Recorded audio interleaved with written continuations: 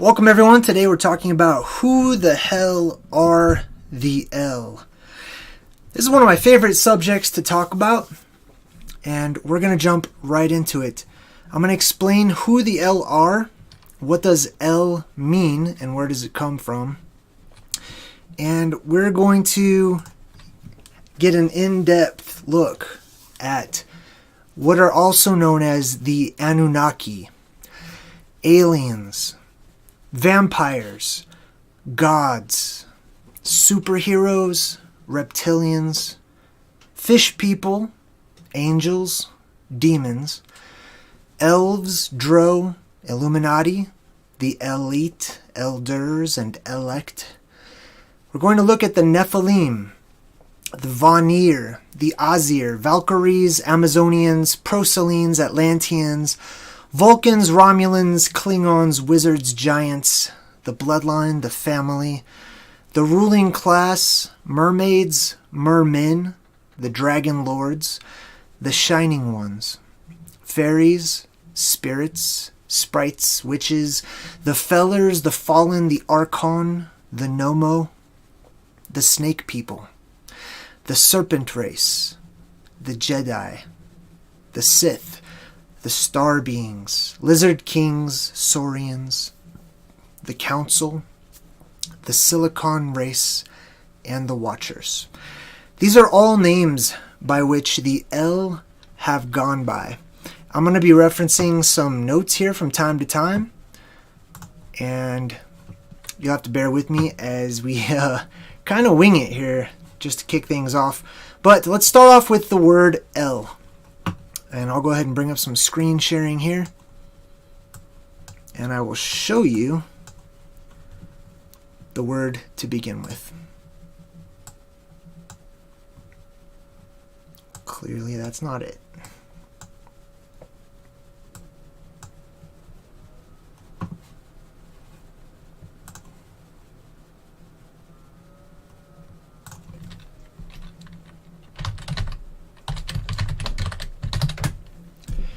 Alright, I did have this pulled up. Sorry there were some technical difficulties to begin with. Okay, so this is the word El.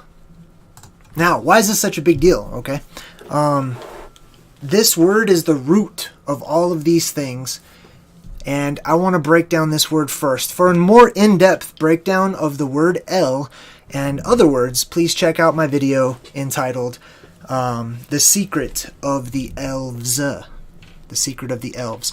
So what you see right here in front of you is the ancient word El. All words, all letters, they stem from pictures, picture form, okay? And then they turned into characters, and then they turned into random lines that don't mean too much. But I want you to look and focus right there in the middle. There's a picture of an ox's head, and that is essentially our letter A or our letter E in English. This is the beginning. We read from right to left in many of these ancient languages. So we have the ox head. This symbolizes strength. And then next to that is the El, which it kind of does look like an L, but it is a shepherd's staff. And that symbolizes authority or leadership, sometimes also teacher. So together we have a word picture, and it's pronounced Al or Ale.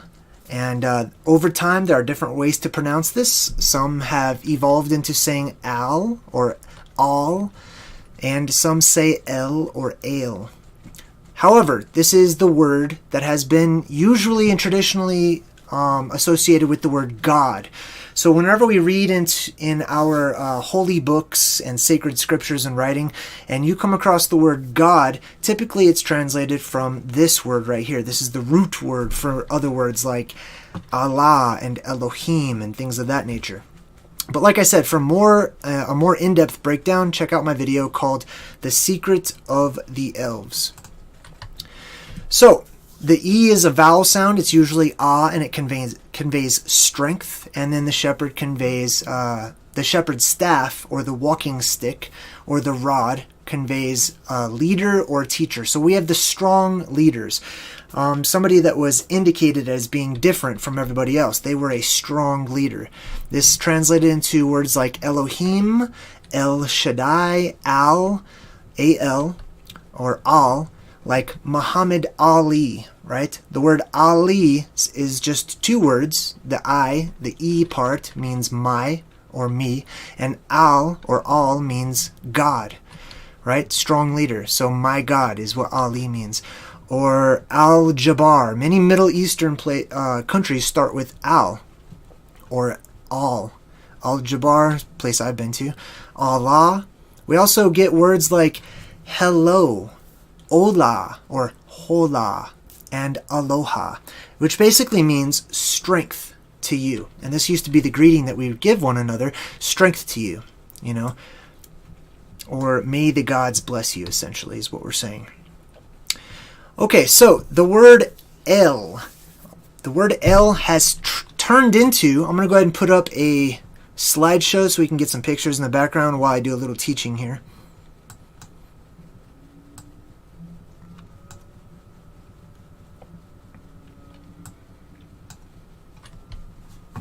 Okay, so all of these pictures I'm going to be explaining, every single one of them as we go. But for right now, it's just going to be a slideshow while I sort of chat in the background. Okay, so the word El means God, like we talked about. Now, whenever we attach the ancient word picture of a hook, which is this right here, the Vav, or the Upsilon in ancient Greek, whenever we attach this word picture of a hook to be hooked to the L, to be attached to the L, or of the L, associated with the L, we have the word Ilu, or Elva, okay? And the elves, this is where we get the word elv, or elven, or elf. And it's actually, the word Ilu is a real word, and I'm going to get into that here in a minute as well. The Vav, the hook, like I was talking about, attaching the hook to the word. The hook is the Vav, and it attaches to L. So you get Elva or Ilu, the Vav. I break this down in my other video as well, The Secret of the Elves. So please do check that out. The Vav is the number 6 in ancient Hebrew and Phoenician. It translates into the number 6. It means attached. It's a symbol of a hook. This is very important to keep this in mind, that the Vav, or the number 6, is directly related to the image of a hook. And we're going to talk about the hook here in a bit as well. But it's very important to remember that the U, the letter Vav, the hook symbol, it sort of evolved over time into the letter U, the letter V, the letter W, and often the letter F. They all make similar sounds as language evolved and changed over time. So, the hook stands for to be attached to something, pertaining to something, or associated with. It means of thee. And it evolved into U, W, V, and F in ancient Greek. The Ilu. So, let me go ahead and pull up a picture here. I want to go ahead, and it's probably going to pop up on the screen as well. We're going to do Freemasonic degrees. And we'll just pull up some of the first images that we see here. This one's one of my favorites.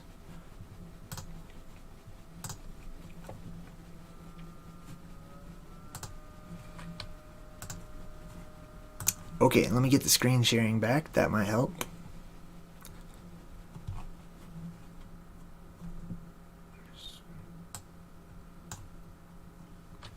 Okay, there we go.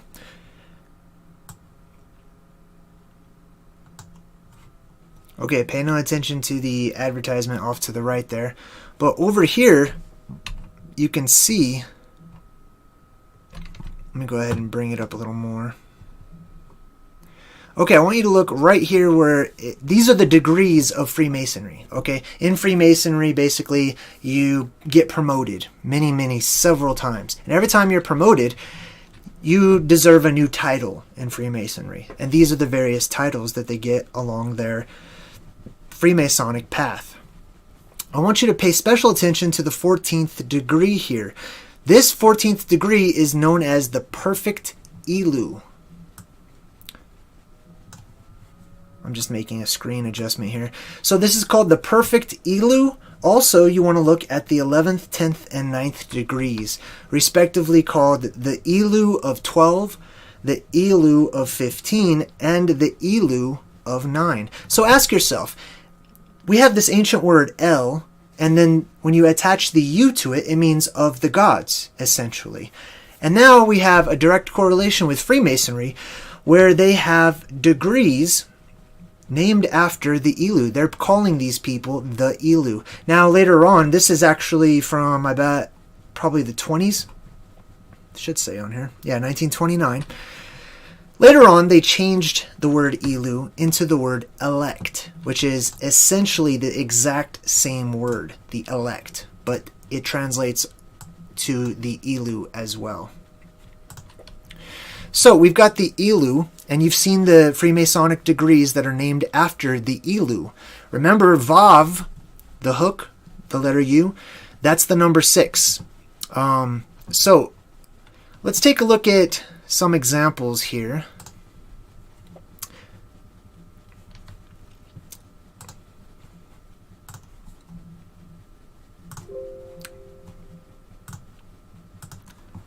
Sorry about going so slow. Sometimes this stuff is very hard to set up.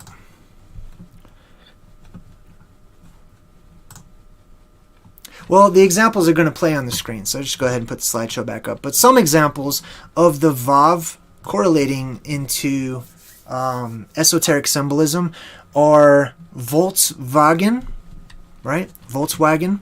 So Volkswagen, the symbol for them, their logo, is actually, let me go ahead and type it in here. It's 3 Vavs, and it translates to 666.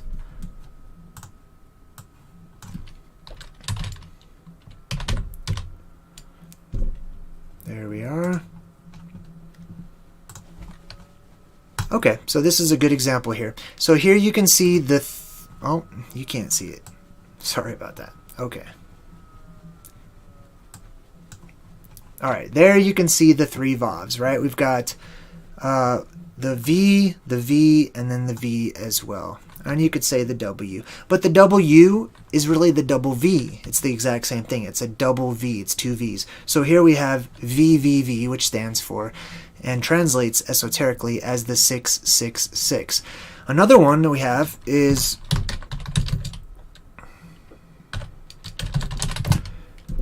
Maroon 5. In their new logo, you can see that they're using the triple Vav.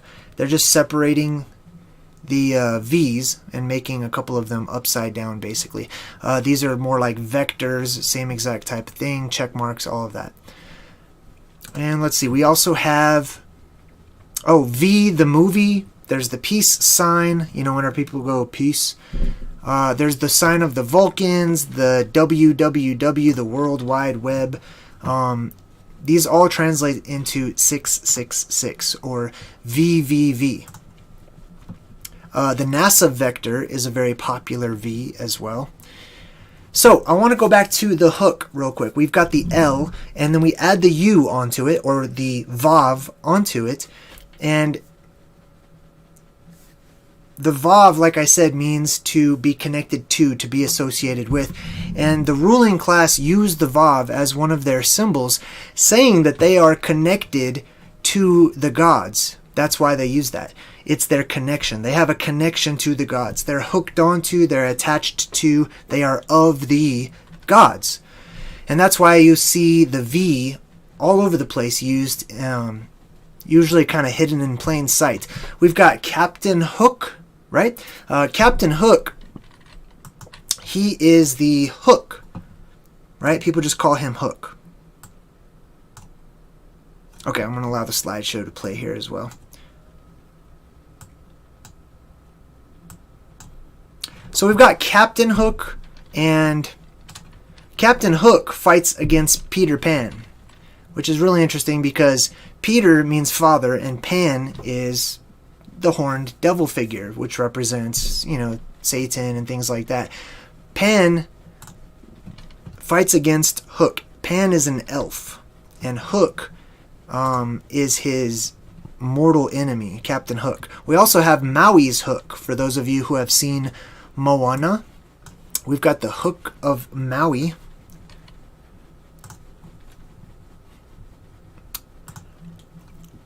Let's see here. Sorry, I'm just looking for some more examples. So we've got Maui's hook, and that was a centerpiece of the movie Moana, was Maui's hook. It was this magical hook, and it's directly related to the god Maui, who is essentially Prometheus and Loki and all of these other El, or elven beings, or the elite.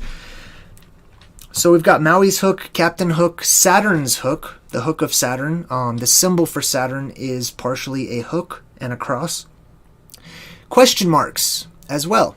A question mark, we know that the period means this is the end of the sentence, right?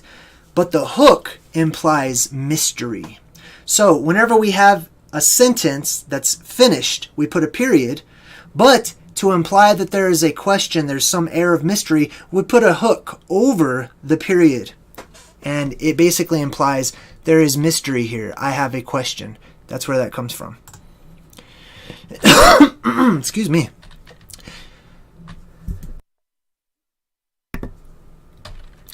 Okay, so we've got the hook, we've got the question mark. The Grim Reaper has a hook as well. And the flux capacitor, one of my favorites. I did show a picture of the flux capacitor on here. Basically, it's a Y, okay? So remember this, because the Y symbol is how you used to write the ancient letter Vav. So let's go back to screen sharing. I just want to show you what it looks like so you can look out for it. Okay, there we are. Now we're just going to type in Paleo Hebrew Vav. Boom. Okay, so here we have the Vav. Here's the evolution of the Vav, like I was saying. Early Hebrew, let's check this one out. You can see that it's basically a Y, what we would call the letter Y today. And it evolved over time. In Greek, it ended up becoming sort of an F from this shape here. Pay no attention to why there's the number 9 there, because it actually correlates to 6, not 9. So I don't know why there's a 9 there. But this is the letter Vav, and it looks like the Y. And sometimes it was just drawn like a Y. So, for example, if you look at the flux capacitor, and I say flux capacitor like everyone knows what I'm talking about, but it's from Back to the Future, and it just happens to be what makes time travel possible, right? So this Vav, which is directly related with Saturn, who is Kronos, who is the god of time, this is the epicenter of this movie. If it weren't for the Vav, you would have no Back to the Future. You would have no time travel in that movie. Let me show you another example of a really interesting one. Let's see, we've got...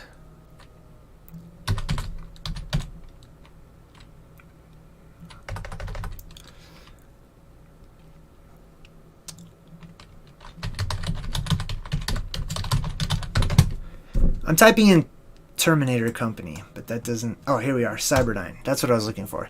Cyberdyne also has... If you've seen the movie Terminator, that's what I'm referring to. Forgive me. I'm a little bit out of it, but I'll just keep pushing forward. So this is the logo for Cyberdyne Systems in Terminator. Cyberdyne Systems is the company that developed Skynet, the net in the sky.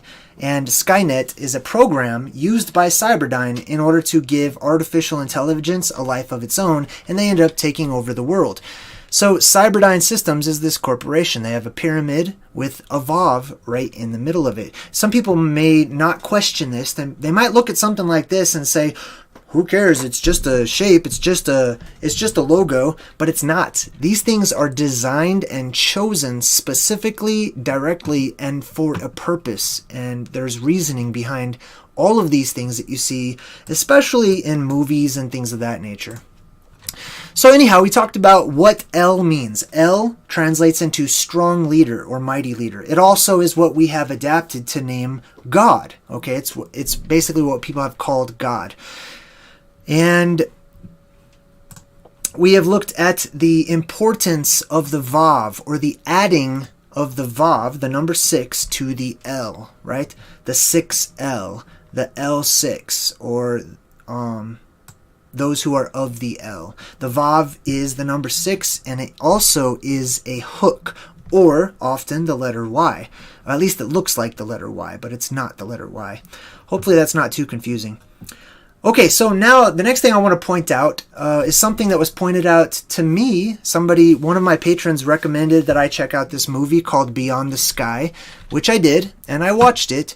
So I'd like to share with you a piece of the script from the movie Beyond the Sky. One of the main characters in this movie is this woman, and she goes to these Native Americans, and she knows them, and she grew up with them.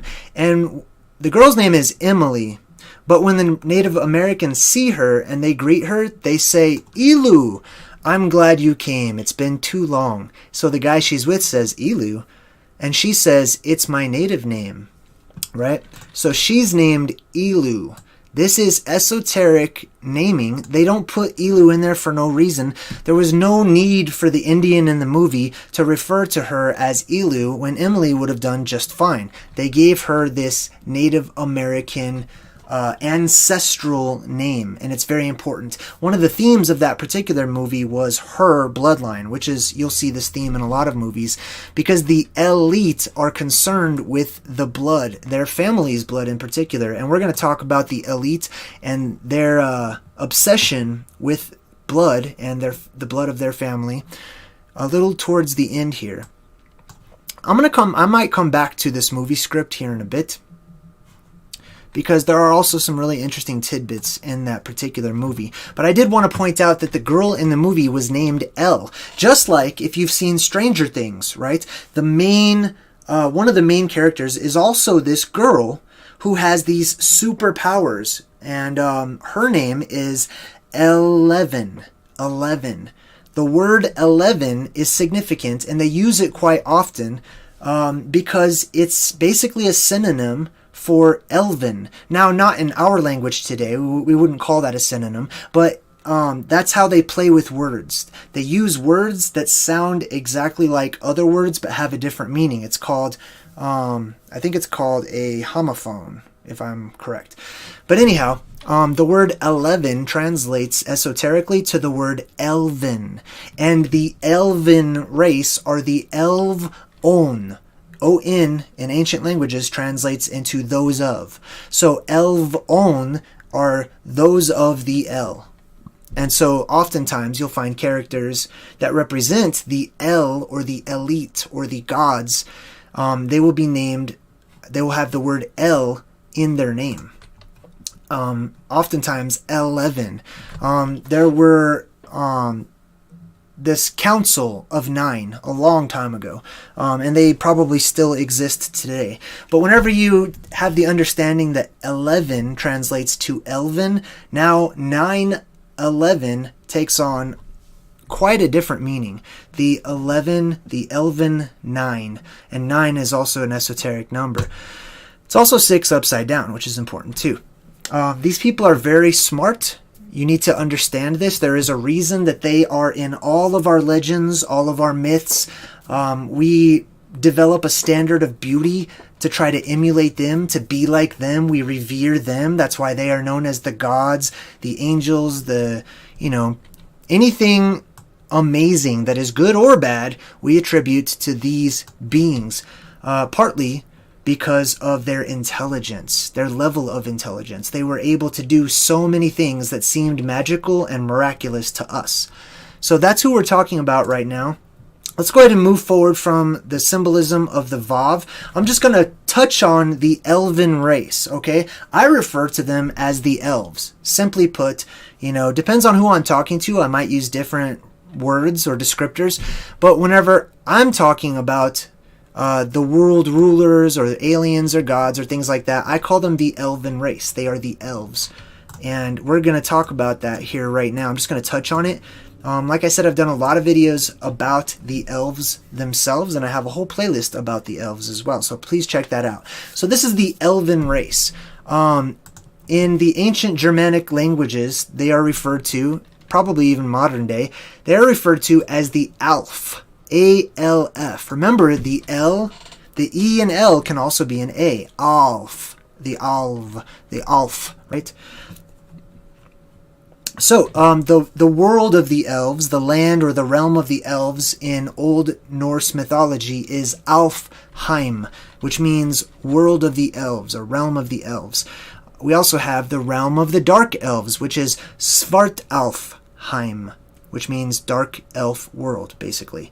We've got Alf. For those of you who grew up in the 80s, there was a television show called ALF, A-L-F, and it supposedly stood for alien life form, right? So it's interesting. None of these things by themselves give definitive proof of what I'm offering. However, collectively, they start to weigh a lot and they develop a collective importance.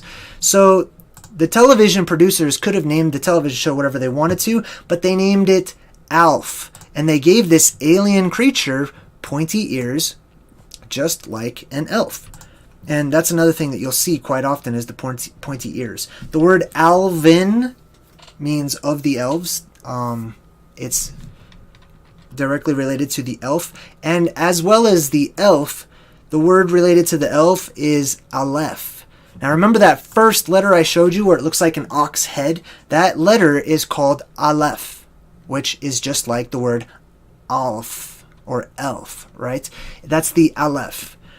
And that's very important because remember how I said that the ruling class is very smart and they understand how to manipulate words so that they have us consciously saying one word with one meaning, but subconsciously we take in the other meaning of that word. So let me give you an example. The Alfs, right? The elves, the Aleph.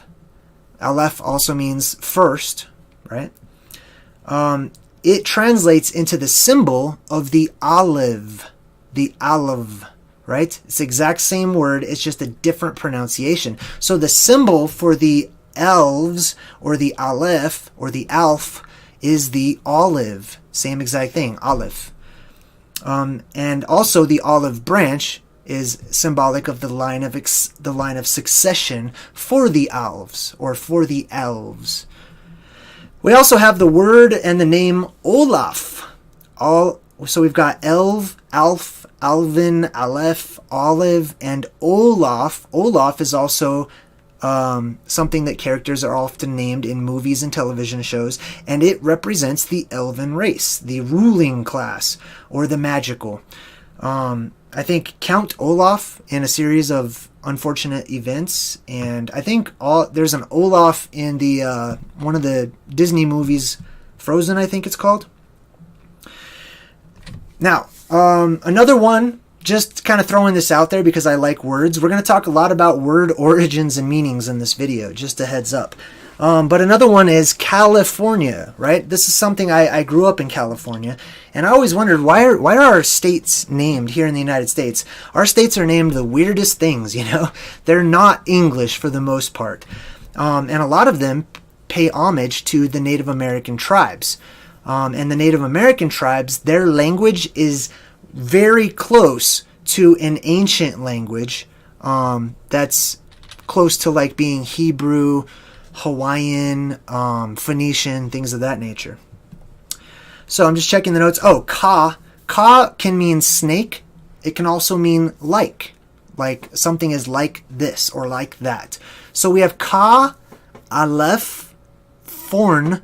Forn means like first, basically. And ya. Ya is another name for Enki. So ka, aleph, forn, ya means first snake, first, or before Enki, something like that. Anyhow, strong snake, Ya is first. These are various translations of California, which also has Los Angeles, which means the angels. So if you ever want to do something fun, I highly recommend typing into Google, what is the full name of Los Angeles? And you may be very surprised at how long of a name it really is. But Los Angeles, Angeles means the angels. Well, the angels are really just the elves. They are this alien race of beings that you see right over here. And we're going to talk about the angels as well. We're going to go in order. Pardon me.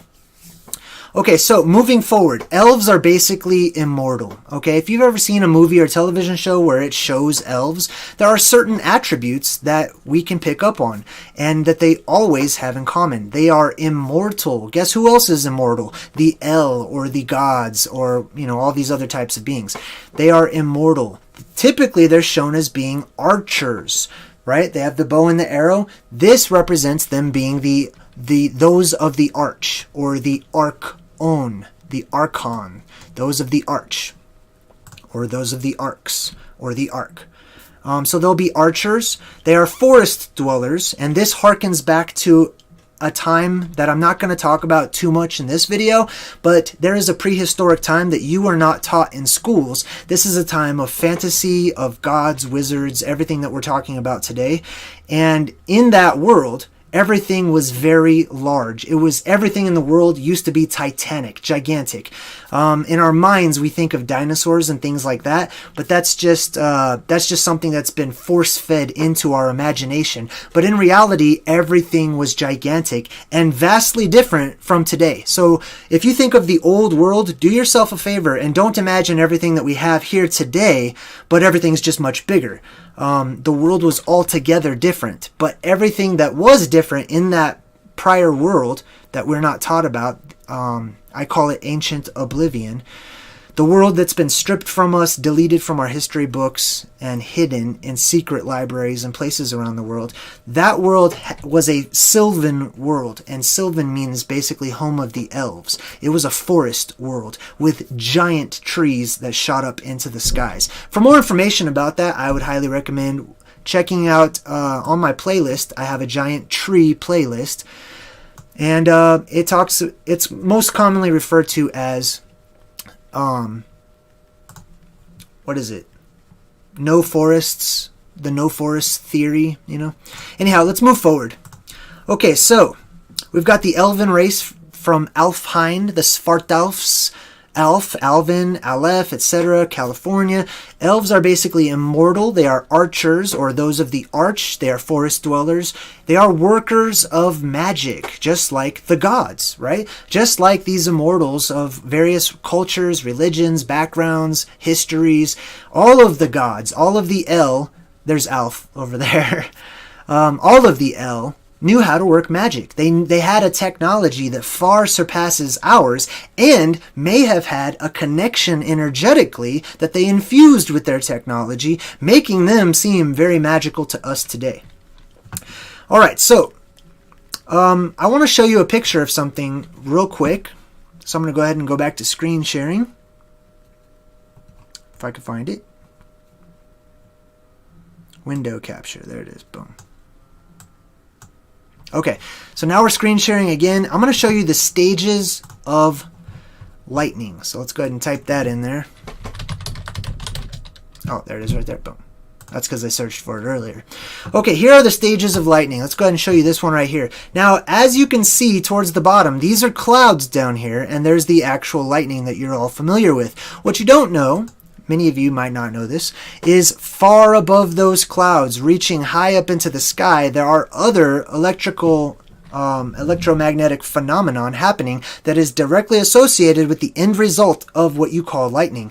And they have named these things. As you can see at the very, very top, they have what is known as elves. And elves are this weird circular ring that kind of explodes from the middle. And this all happens very quickly, okay? But you have this explosion from the middle, this sort of halo. And they have named this halo elves. Underneath that, you have this sort of trickling down from this halo, and they call these sprites. The word sprite is... it's kind of like a feminine version of El. It's like calling an elf a girl. It's a sprite, basically. I know we've been conditioned to think that sprites are little points of light that flutter around and leave pixie dust everywhere, but that's not what it is. These are all the same beings. They just have different descriptors. So the question is, why would they do that? Why would they name the very highest phenomena that exists in our sky elves? That's very interesting to me. And also the second highest, the sprites. Named them after the elves. They don't have to do this. Another thing I forgot to write down is the governments of our world use things called extremely low frequency waves. Guess what that stands for? The acronym is ELFs, ELF waves. Now, it didn't have to be that. The acronym could have been really low frequency or absolutely low, or I mean, absolutely would have been the same thing. But you get my point, right? These things are not done accidentally. That's a pretty good picture of it.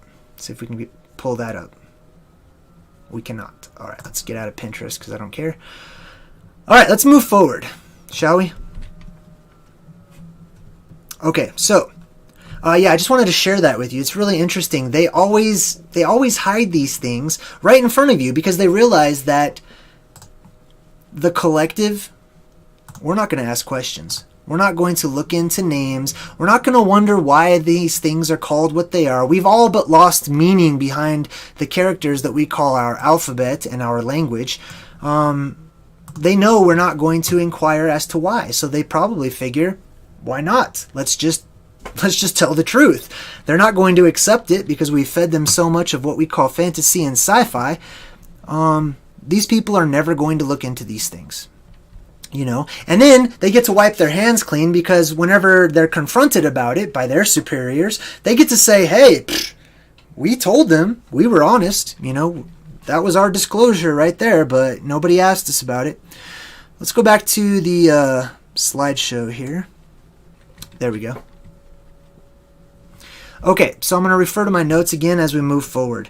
Now, one of the words associated with Elu is Illuminati, right? The Elim, I-M at the end of a word is the same as adding an S in English. It pluralizes the word. So if you hear a word that ends in im, I-M, it means that the word is typically plural. So we have the Ilu or the Elim, the Eluim, the Elim Nati, the Illuminati, basically, right? And I'm not playing with this word, okay? This isn't me stretching things out. This is how word origins and reverse engineering etymology works. And quite often you have professionals who look into etymology and they give it their professional opinion. However, they rarely account for discrepancies, how words change over time. For example, I use this one quite often, the word butterfly. The word butterfly is a non-existent word. We created that word. The original descriptor of that insect that goes past you is the flutterby. It flutters by. But because we speak incorrectly, we started calling it the butterfly, and it was accepted. Even though it's complete gibberish and makes no sense at all whenever you think about it, we have accepted it and we have lost the original. We've lost the original meaning. And another example is, this one kind of gets me, but it's the word commentator, okay? There is no such thing as a commentator unless you're talking about an average potato, okay? An average potato is a commentator. But the word is commenter, right? These are the commenters, people who are commenting on something. They are not commentators. There's no such word as commentator. There is now. Now we have accepted that because people who didn't understand the vocabulary, they all accepted it and they all started saying commentator. And so we accepted that into our language. Now we rarely use the word commenter anymore, which is what it is. All of you in the chat right now, you are commenters, not commentators. But we've accepted it, and this is how language evolves, you know. Okay, so let's move forward. So we've got the Ilu or the Elim Nati, okay? The word nat is the root of the word native, okay? Nativity. It is nat, N-A-T, and it implies locally born, basically. It means to be born, essentially, to come into the world. So the Ilu, or the Elim, the Elim Nati, the Illuminati, are the native Els, or those of the native-born El race, or related to the Els. You get the point, so let's just skip past that one. Those born of the El. The word hell might also be directly related. Ha just means the, and then El, the place of the El. Some of them, at least. And then we have... hell essentially means a covered place, concealed, or a mystery. Like I said, the hook also symbolizes mystery. The question mark, the hook, mystery, the L, all of that. Now let's get right into something that you're probably more familiar with because you've heard about it a lot. It's more accepted in the mainstream, and that is the Anunnaki. Typically translated as those who from the heavens to earth came. That's not a direct transliteration, that's a translation, which means we're giving it our own descriptor to fit our language. But it really means, Anu means heaven, or at least the god of heaven. On, or of On, of the god from above, heaven. That's how we translated that. And then Naki, right, from earth, or our earth.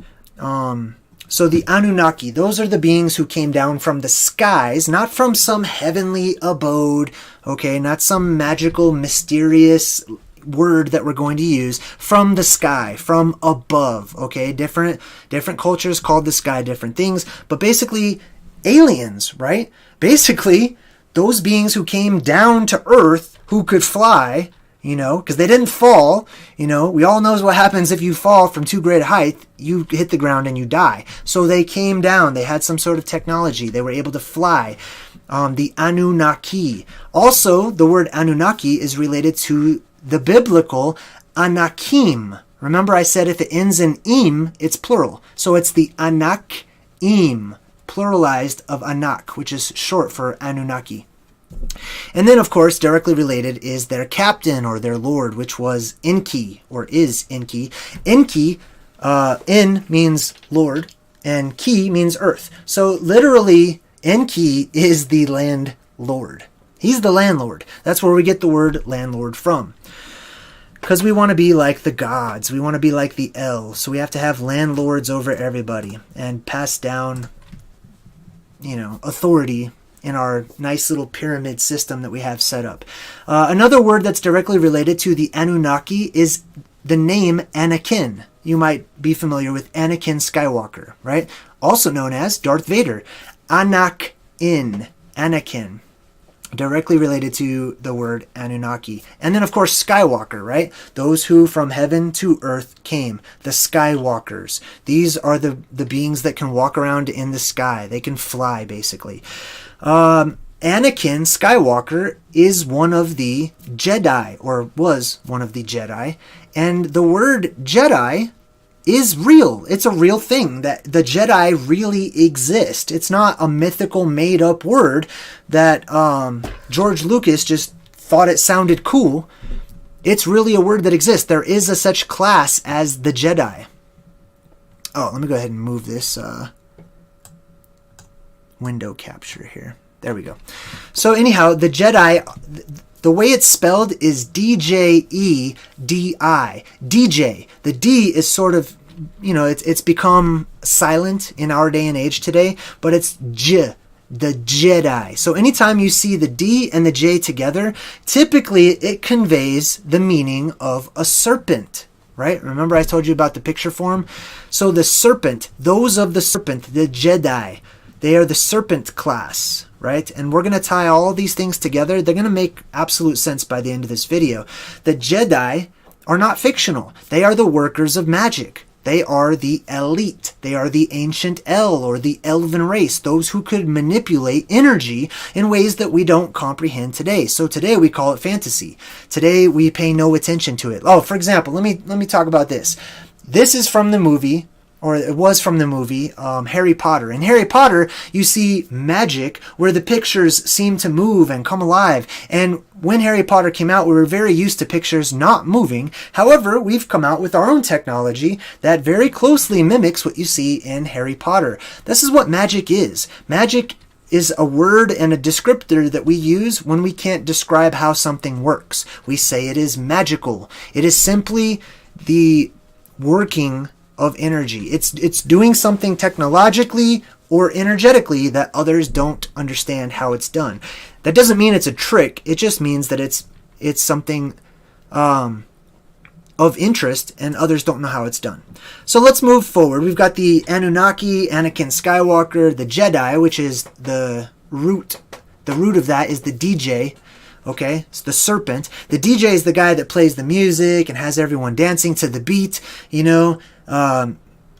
very close to bass and things that are basic. They like the bass. So those are the DJs, or the DJI. I have a drone that's called DJI. And the reason it's called DJI is because all of the things that we have that fly or move around or get us from one place to another, we tend to name those after the gods or the El or the elven race. Don't worry, I'm going to get to these pictures as well. So let's see here. We've got the Jedi, the DJ, which basically means serpents, the Jedi or the Jinn. The Jinn, if you're familiar with Islam, are the beings made of smokeless fire, or jinni, the genies, right? The genies are these powerful beings, typically blue, by the way. That's going to come into play later. Whenever they're depicted, it doesn't mean that they actually were blue, but there are reasons why we color the ancient gods the particular colors that we make them, which I'll explain as well, and I have explained in some of my other videos. Okay, so we've got the jinn, the jinni. We also have a name, Aladdin, right? That's a very American cowboy way of saying Allah Jinn, right? The Jinn of Allah, the Allah Jinn, or Aladdin, basically. Okay, so let's move forward. Next on the list for the El, and who represent the El? Of course, we're going to talk about Superman. Superman, you all are familiar with. Everyone's heard of Superman, but maybe you don't know his real name, which is Kal-El. Okay? Kal-El. I'm going to get into that. Kal-El basically means strong God or very strong leader. Okay? And Kal-El, Superman's dad name, is Jor-El or Yor-El, which I believe means God of rivers, which is also very interesting because if you look at Enki, the leader of the Anunnaki, or one of the leaders of the Anunnaki, he actually had a twin brother, or not really a twin, but he had a brother as well. We'll talk about his brother in a little bit. But Jor-El means God of rivers. And if you look at Enki's his picture, his description, his diagram, the thing that represents Enki, typically he's got these two rivers kind of pouring out of him with fish in them. So I find that to be a reference to Enki directly, Superman's father. And then, I'm going to go ahead and pick on Superman a little bit more. Superman is a cartoonified El. He is the absolute truth of historical record, something that did exist at the very least at some point in time that has been sort of caricaturized. Whenever you go to a party or something and there's somebody drawing caricatures, they kind of look like you, but they're not. They reflect some of your more dominant attributes. That's a caricature. That's what Superman is. As a matter of fact, that's what all of the superheroes are. But we're going to get into that, a little bit later. See, the one thing we need to understand is it's like the telephone game, right? When you play the telephone game, you've got the first sentence that the first person says, and they whisper it into the next person's ear. And 50 people later, when that sentence comes back to the originator, typically it's been changed or slightly altered. It's the same thing with our perception of what we call the gods, or the El, or the Elohim, or the Eloah, or the Allah, or etc., and so on and so forth. We have come to describe them differently based on our different interactions with them, based on different historical timelines, based on different atmospheres and different the way that the earth has changed over time and our surroundings and our scenery. We have seen them quite literally in a different light. And so, is it any surprise that we have so many different references to them, but we have lost sight that these are all the same references. These are all the same exact beings that we are giving reverence to, or paying homage to, or talking about. So let's go ahead and, Superman. I'll probably come back to Superman because we're going to talk about the superheroes here in a bit. And if the picture pops up, I'm going to get back into that because there's a lot of symbolism going on with Superman. The dinosaurs. Let's talk about the dinosaurs, right? The kingdom of the dinosaurs. Who once ruled the world? If you asked, a classroom full of children, who once ruled the world before mankind? We've been trained to say, the dinosaurs. It was the kingdom of the dinosaurs, But I want to break down the word dinosaur real quick. The word dino or dino means fearfully great, okay? It's been translated into words that don't have their original meaning anymore, like the word terrible. The word terrible means today like shame on you. That's shameful. That's terrible. That's wrong. That's not really what the word meant a long time ago. The word terrible meant so great in size that it struck fear into the hearts of the person, into the viewer, okay? Dino means fearfully great. That's what it means. And soar means, let me break down the word soar, okay? And you got to keep in mind, I'm fighting, when I explain these things, I'm fighting against all kinds of indoctrination and teachings and expectations that we have been subjected to our entire lives, okay? But the word soar in dinosaur comes from the root S-R. There are no vowels in the oldest of ancient languages, okay? S-R can be pronounced sir, sor, sar, shar. Sometimes the S was an SH sound, and it means prince or ruler, right? Somebody who rules over. So the word dinosaur means a being that is so big that it scares somebody, and it's in charge. Okay, it's nothing to do with reptilians or lizards or anything like that. We have changed the word. The word has evolved because we have given it new meaning, but that's not the original meaning. Okay, this was the kingdom of the terrible rulers, the rulers who were giants, the rulers who were so large, and they're represented by these lizard types of beings because that's what we do. When we encounter something that is unfamiliar, we try to relate it to what is familiar. Okay? So when we see a huge being that looks very scaly, and I'm going to talk about the scaly structure of the L as well, because their composition of their body was much different than our composition of our body. They were very scaly or scalene in nature. So much so that they actually would shine and glisten depending on what type of a light they were under. So anyhow, these are the dinosaurs. We have made up this story of the dinosaurs. I know that's going to be very hard for some of you to believe, but I encourage you to look into it as I have. I'm only sharing my path with you. If you find something of interest, please research it and go check it out. All you have to do is type in dinosaur hoax or the battle of the dinosaur bones and stuff like that, and you'll find out a lot about the origin of dinosaurs, which didn't really exist in our vernacular until about 100 years ago. Okay, so anyhow, these are the dinosaurs. Dino means fearfully great, and great means large. Okay, great does not mean that's great, that's awesome. No, great means grand, large, gigantic, fearfully gigantic. There's a fly or a gnat or something in my house. Sorry. Okay, let's move forward. So we've got the dinosaurs. Sar is directly related. Remember sor? Sor is the word sar or shar, and it means prince or ruler. Sar is directly related to the word sir. That's why we pay homage to others. They are our rulers. They are our elders. So we say sir when we're talking to an older man. I don't, typically. But that's what we've been programmed to do, to address someone by their sir or their surname. Same thing. So it translates into the word sir.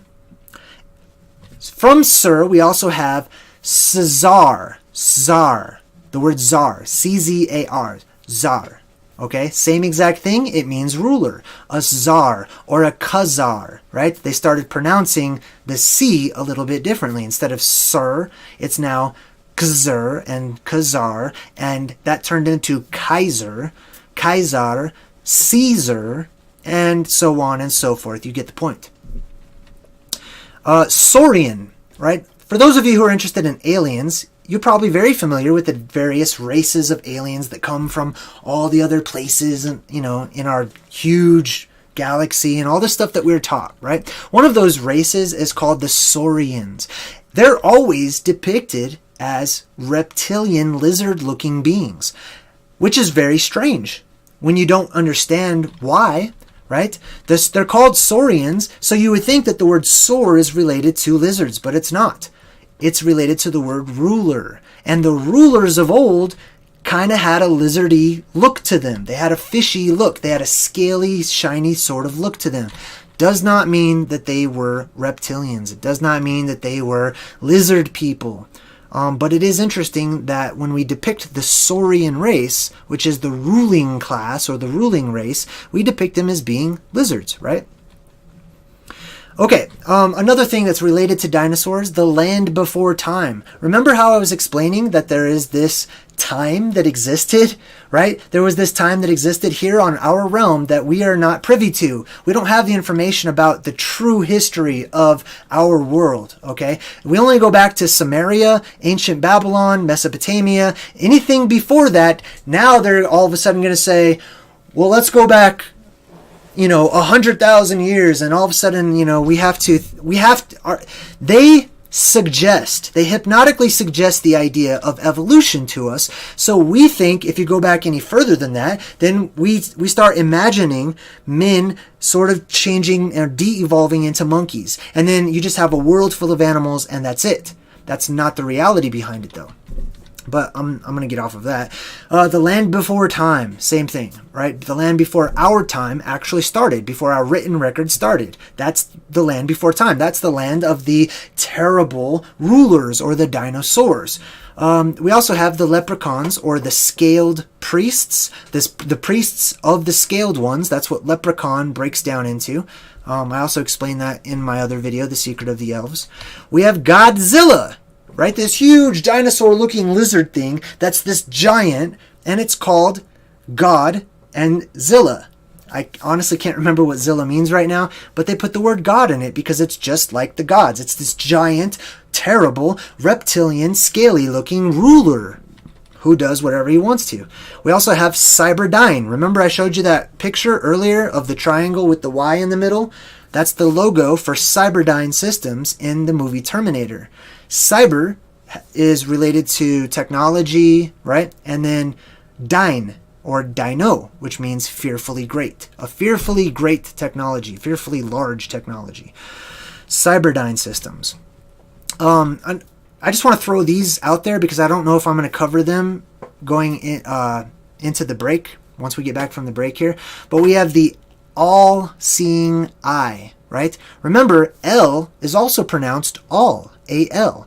Now, we in our cowboy language of the West, we say al, but it's not pronounced al. It's pronounced all, right?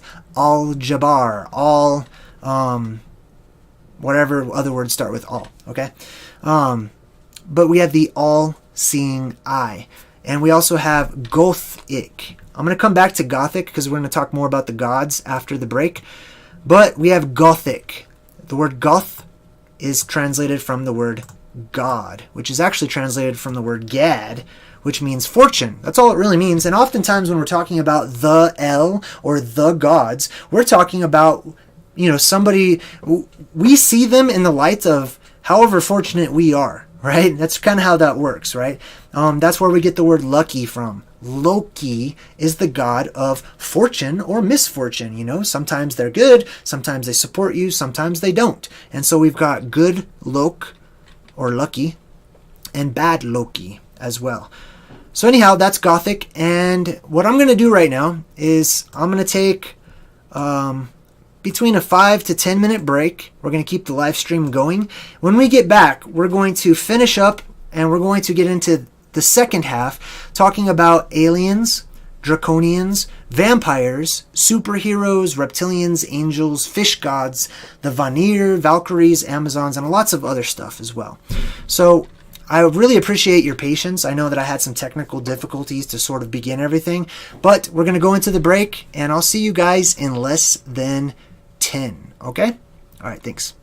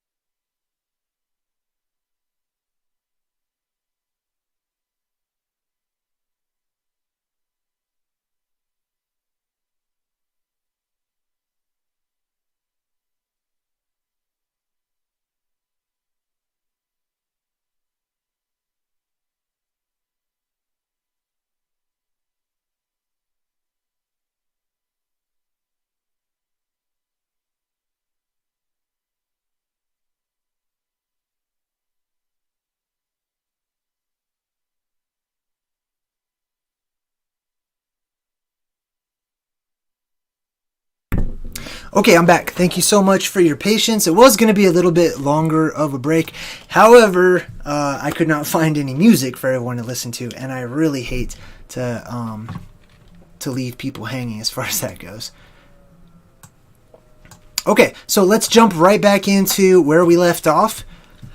All right, so the next thing, well, for those of you who are joining us, we're talking about the El. Who the hell are the El? The El are the ancient gods. We have so many different names for them. I've put the names in the description, and keep in mind, that's a very limited list. That's a very small list of the different descriptors that we have given to the beings known as the El. Now, speaking of the El, one of the other types of beings, even though there are many classes of them that we have created, are the El-E. Remember the word Ali, how I said it means my God?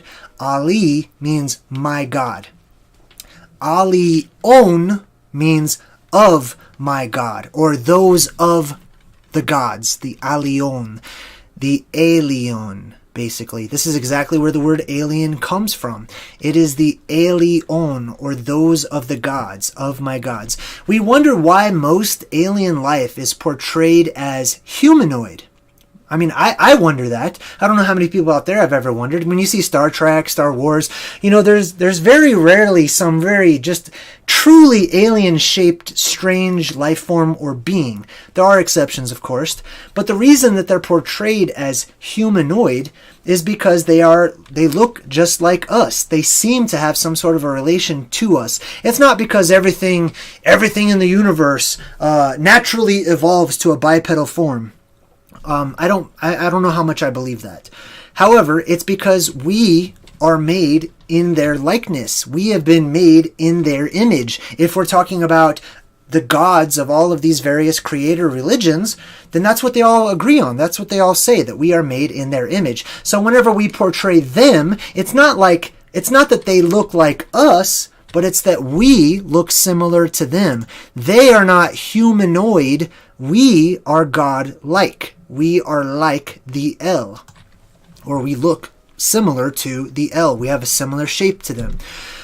That's why they are portrayed as humanoid, usually, the aliens, because they are not too different from us, and for good reason. One of the classes of aliens, I've already talked about the Saurian, which is the ruling class, or the ruling race, is what it literally means. We have the Pleiadians. Now, I don't want to get into the breakdown of Pleiadian too much because it's very detailed. If you want to see an actual drawing where I show you the word and how it's broken down, check out my video, The Secret of the Elves. And but the word Pleiadian, this is another word. Remember how I was teaching earlier that we change words over time, that we have taken words and we manipulate them and we change them so that we don't remember what they originally were. Well, Pleiadian is one of those words from the Pleiades, right? The only problem with that is there is no such word as Pleiades. It's the word Plagia and Aryan.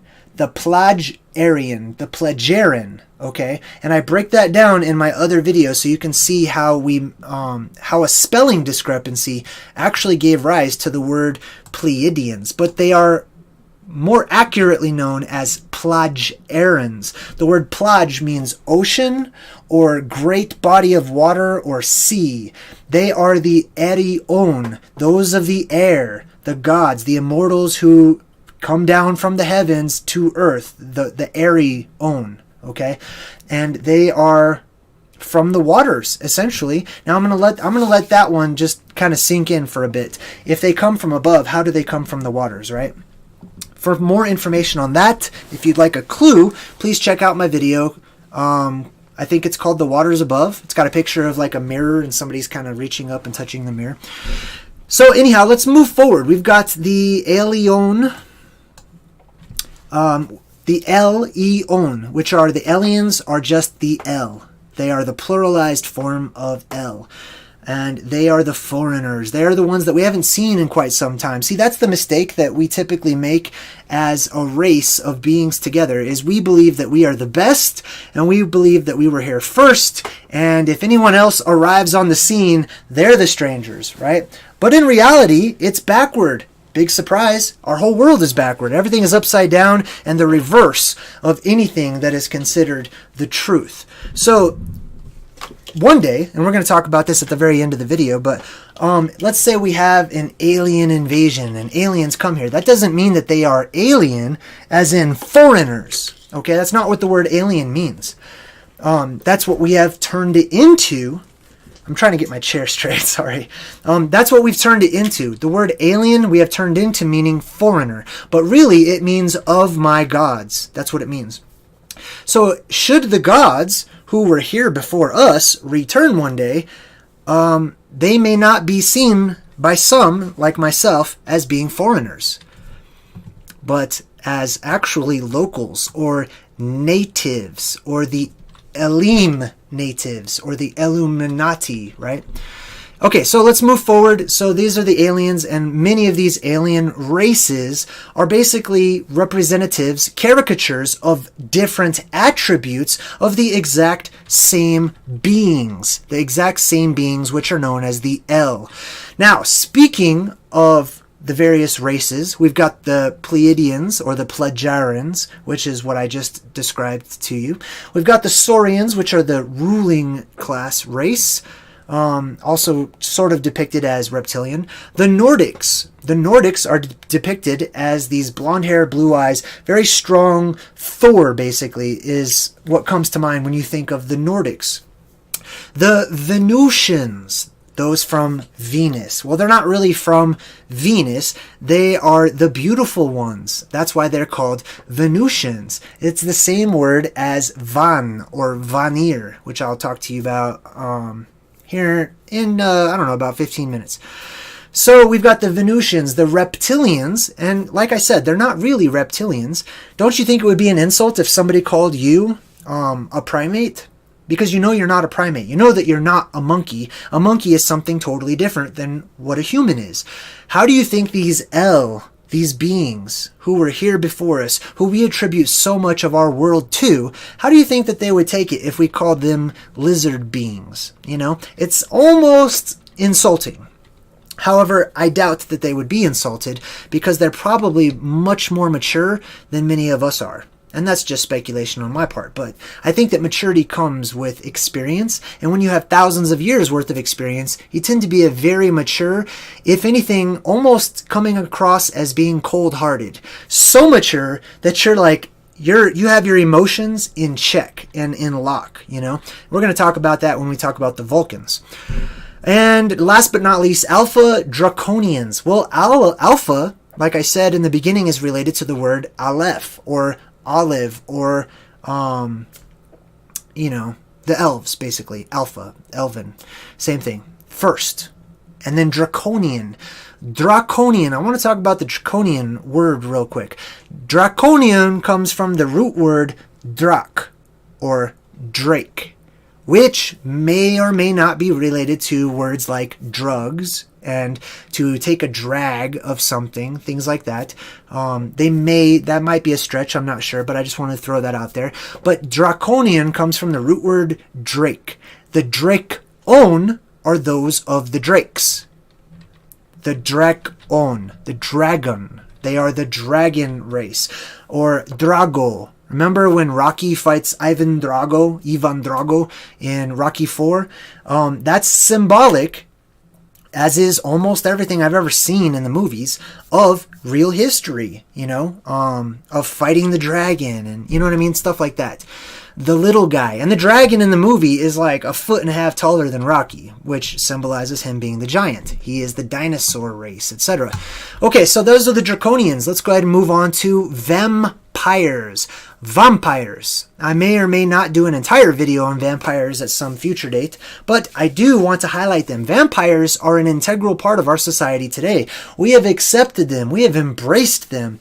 Vampires used to be something to be feared, and oftentimes fear comes with the unknown. You know, ignorance, not understanding something. That's why people tend to fear what they don't understand. Vampires, I want to talk about them. Why? Because vampires are another caricature of the El, or the elven race, like you see there. I mean, oftentimes you can look at pictures of elves, and if somebody told you, hey, what do you think of this vampire? It wouldn't even cross your mind that it's an elf. You know, you would immediately switch. This is what I think about the vampire. But a vampire is an elf. It is an immortal. We all know this. Vampires don't die unless they're killed, unless they're purposefully destroyed. But if they were to go on living their lives, they are basically immortal. Just like the Azir and the Vanir and the gods of old. They lived and lived and lived. They had lives that were unending in comparison with the small amount of life that we have. Our measly, petty little 50 years or 70 or 80, maybe even 100 years. That's nothing in the eyes of an immortal. That's a baby. That's a preemie. That's a child, you know? We don't live that long. Vampires are the immortals. Blood is very important to these immortal beings. Now, like I said, we've caricaturized it, we've cartoonified it so that they're growing fangs and sinking them into your neck, to get your jugular and to suck out all your blood. But that's a characterization. That's a cartoonifying of the reality. The reality is, yes, blood is important to them, but why? Not because they need it so that they can, because they're hungry.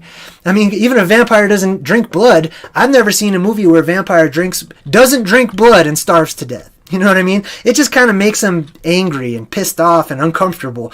So they don't need it to live, but it is very important to them, just like the El or the elite or the ruling class. Vampires, before our modern age sort of picks up and kind of starts cartoonifying them even more, we try to make them more human these days, but in reality, the vampires, they were portrayed as having pointed ears. I think the first vampire movie was called Nosferatu or something like that. I can't remember exactly. Please correct me in the chat.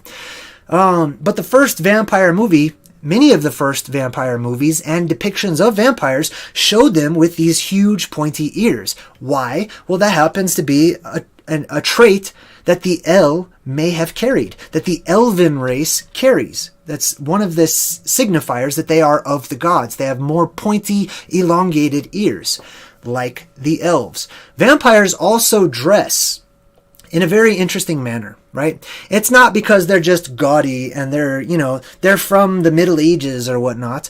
The vampires wear capes. Quite often they're depicted as wearing capes. I know that these days we don't always portray them as having capes, but that's the classical depiction of a vampire, right? Same thing with our superheroes. And oftentimes, this was an older style of dress. We had capes, okay? We had huge robes and huge hoodies and things like that, that would essentially help to protect us from the damaging light of the sun and keep us hidden and keep our identities hidden. These are all things that the El are very interested in. They want to stay out of direct sunlight and they want to keep their identities hidden. So it's no wonder that the vampires wore capes, huge, baggy, roomy robes, and things of that nature, just like Jedis, as you saw, and wizards. They always wear these huge hoodies and popped collars. Now, these days, the kids, they run around and they talk about popping their collar, and if somebody's trying to be trendy, they pop their collar. They don't know why they're doing it. Let me tell you why they're doing it. Subconsciously, they want to be like the El, like the gods, like the ones who originally had very large collars. Why do you think collars were invented? It was to be able to keep the sunlight off of your neck, basically, okay? Now, that's one of the reasons. I mean, now we have them so we can put a tie and all this stupid stuff. But the vampires, they are photophobic. They don't like the sun, or what is known as the sun. It's really just a light in the sky. It's not my sun. It's not related to me. So I don't typically refer to as the skylight as the sun. But, for the sake of saving time, we'll call it the sun. Vampires don't like the light of the sun. So what does that infer? That infers that vampires either come from a place where there is no sun. These El, the beings that are represented as the caricature vampires, that they either come from a place where they don't have that sun, because it doesn't make sense that their natural habitation would be under something that poisons and hurts them and kills them. So either they're from a place that doesn't have that sun, or they're from a time before that sun, that light in our sky, was introduced. I've done a lot of videos about that as well. Basically, in a nutshell, going back further in time, it is my belief so far on my path where I am now that we didn't always have the sun. I know we didn't have the moon. There was a time before the moon. We'll talk about that here in a minute. But there may have been a time before the light in the sky that we call the sun. There may have been alternate suns, other suns in our sky that gave off an altogether different color, an altogether different glow and feel. And it was a different experience. So you can imagine if you are an immortal being who has lived for maybe thousands of years under one type of light, and you're used to that, and then all of a sudden those lights, that whole atmosphere is gone and introduced to this blindingly white light that kind of burns, and you know what I mean? I can understand why the vampires, why they would have been photophobic, you know, why the sunlight would have hurt them. Not that they're afraid of it, but that it physically, they can't deal with it. They're not adapted to it. Now, another word related to vampire is the word umpire, right? Umpire. Or how about the word empire? Like the Empire Strikes Back. Vampire is just the V or the vav. Remember the hook, right? The hook is at the front of the word, which means of thee, right?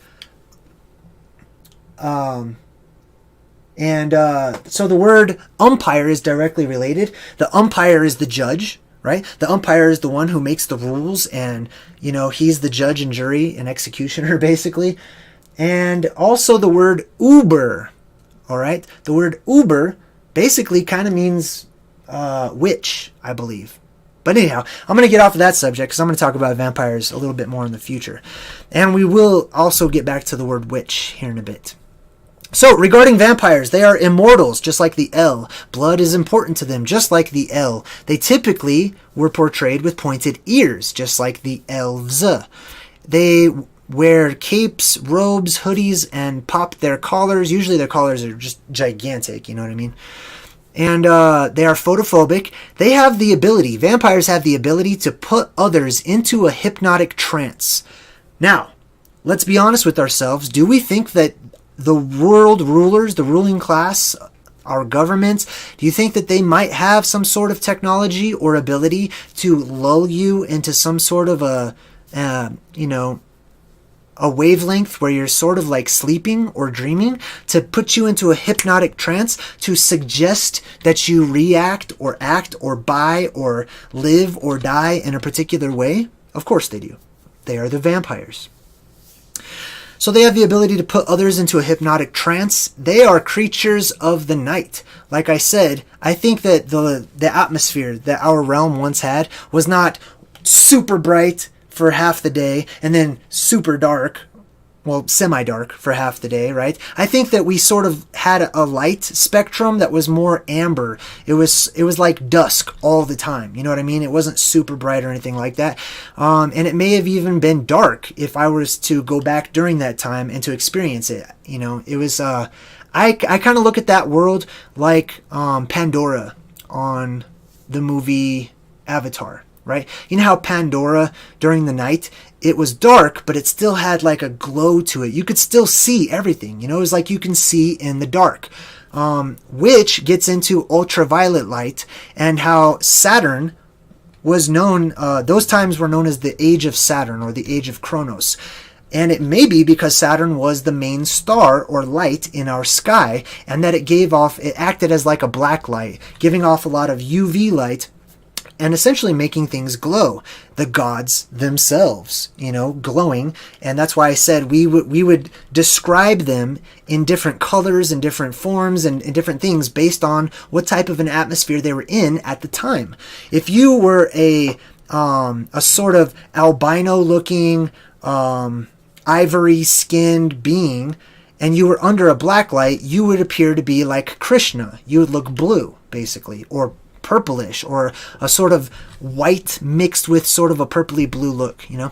Anyhow, let's move forward from that. Vampires are shapeshifters. They can turn into bats, right? Well, we also see that the L, or the ruling class, they've been accused of being able to shapeshift. They are beings that can fly, right? Same thing with the L, the gods, the Anunnaki. All of these beings had the ability to fly. They can not come in to your life unless they are invited.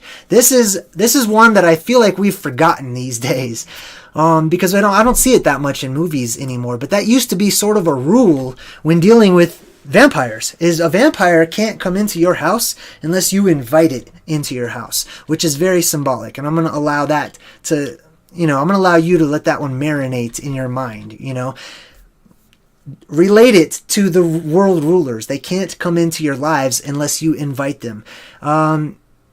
it's kind of like in our modern day and age, you know, everyone's got smartphones and applications and Facebook and all this stuff. Well, that Facebook and all of these applications on your smartphone and stuff, they can't come into your life unless you invite them. You have to actually read their terms, go over their contract, just like, you know, the devil is typically, if the devil associates with a person or starts a relationship with them, he always has a contract. He says, here are my terms. Go over them and sign it, approve it, sign off on it. Same thing. But I know we don't read them, we don't go over them, but we still give them permission, you know. It's like if somebody knocks on your front door and he's like, hey, I'd like to come into your house and show you some things. But before I do, please read this book of what I'm going to do while I'm here. And somebody just throws the book away and says, just come in. I don't care. You know, same thing with the vampires. They cannot come in unless they're invited. Last but not least with the vampires is that they are afraid of and they are hurt by what is known as holy water. And this is very important, like the witch over here, right? Holy water. Water that destroys the bad guy. Okay, we've seen the concept of waters hurting the extraterrestrials or the bad guys or holy water. And what it is it's the waters from above. Do you remember how I said that these beings, that they came from the waters? But that's kind of an oxymoron because they came from the sky, right?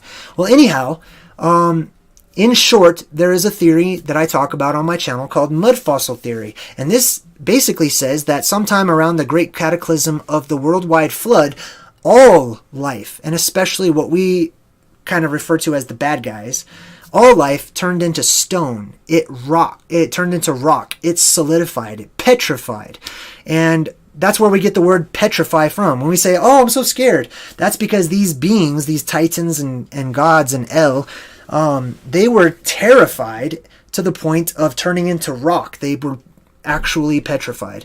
For those of you who are video gamers, if you've ever played The Legend of Zelda, an interesting link to what I was just talking about is at the end of one of the video games, there's this bad guy named Ganon. And Link, who is an elf, who represents the El or the elven race, he fights against this even bigger bad guy who represents the Titan race named Ganon, puts his sword into his forehead, and Ganon petrifies and turns into stone. You see this theme all over the place. The trolls turn into stone, Medusa turning people into stone. The gargoyles. A gargoyle is a symbol of the eternal curse. The curse that was placed upon, it's basically a trophy. A gargoyle is a trophy saying, hey, if you're a bad guy, if you're on the other team, you know, remember what happened last time. We turned you all into stone, and you're cursed to basically drown forever, because that's what a gargoyle does. Is it's designed to redirect the flow of water, typically pouring out of the mouth. So a gargoyle is a bad guy who has turned into stone and is continuously drowning for all of time. It's an eternal symbolic curse. Stay away, basically. All right, so I'm losing my voice a little bit, but we're going to push through. Let's talk about superheroes and villains. Almost every superhero and supervillain that I have come across has the attributes. They are representatives of the gods, of the ancient El beings, okay? So I'm only going to talk about a few of them, but every single one of our superheroes from the comic book lore represents an aspect of the gods themselves, of the elven race themselves. So, for example, we've got Batman, right? Remember the vampires turning into a bat, etc. Usually has the pointed ears that are just very hard and stuck in place. That's not what bat ears look like. I'm sorry. These are horns, okay? Batman has horns. He does not have bat ears, okay? But he's depicted as the Dark Knight, okay? And there's some symbolism with that as well, with the secret societies. Wonder Woman is an Amazonian. Amazonian, I was taught, means without breasts, because the story goes that the women were so dedicated to archery, once again, of the arcs, the archon, the arch, those of the arch, that they sawed off their breasts so that they could shoot more straight. I don't know if I really am inclined to believe that story. However, it doesn't take away from the fact that Wonder Woman, or WW, right? Wonder Woman, which, by the way, if you take WW and you turn it on its side, it just says 33, basically. But Wonder Woman is an Amazonian. She is just like, I'm getting to my notes here. She's just like the, what was it? Like the Valkyrie class, you know what I mean? The women gods, basically. And for a little breadcrumb in the movies, you can check out Smurfs: The Lost Village. I know Smurfs is supposed to be a children's movie, but it's a highly esoteric concept. Everything in the Smurfs is reflecting the way that it once used to be, with the blue gods and the Titans, Gargamel, and all of that. So anyhow, in this movie, The Lost Village, as you all may know, the Smurfs are all male for the most part. There is a whole entire village that is separate from the Smurf village that's full of the female Smurfs. The Smurfs represents the gods of old, right? And they seemed, according to the legends and comparative mythology, they seemed to keep themselves separated from one another. They kept the women separated from the men and vice versa. So the women we had a tendency to make up our own stories about them as well. This turned into the Amazonians, the Valkyries, I forgot, there's another name for them, but I'll probably get back to it. Anyhow, let's get back to the superheroes. Thor, right? Thor is a great example. He's obviously a god, so we'll just skip over that. Dr. Manhattan. Dr. Manhattan is a completely blue being. And the ancient gods, that's one of the ways that we have characterized them, is we depict them as being blue. It doesn't mean that they were blue, but something had happened so that some people in some cultures saw them as blue, or knew that they had, the ability to appear as a bluish. Typically a very dark blue, not as light as, as the Smurfs are. We've got the Joker, right? The Joker represents the ivory skin color, the ivory face. For more information about what the god's skin color was, I know there's a lot of debate out there, especially amongst the different races of humans, because we love to fight with one another.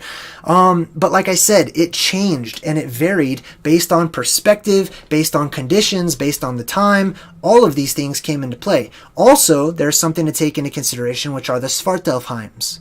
The Svartalfs, or the Dwarven race, or the Drow, or the Black Elves, essentially, the Black El. And we've got the Joker, who represents the pale, pasty white skin. Like, if you've ever seen the movie Prometheus, the aliens, or the Elyon in that movie, they're portrayed as being these pasty white, not Caucasian, but pure white beings, right?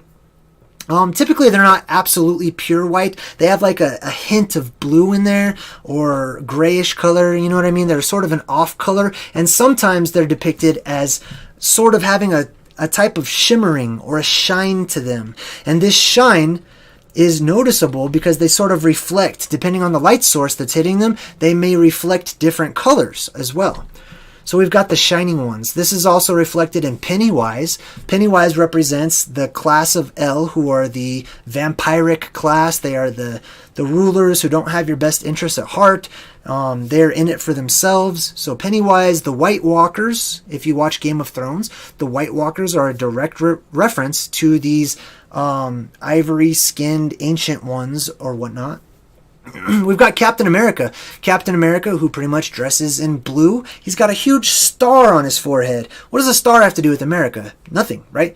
But the star represents the angels, or the El, or the gods, or the beings from the stars. That's why he has that. And he used to have like wings coming off the sides of his head, I think.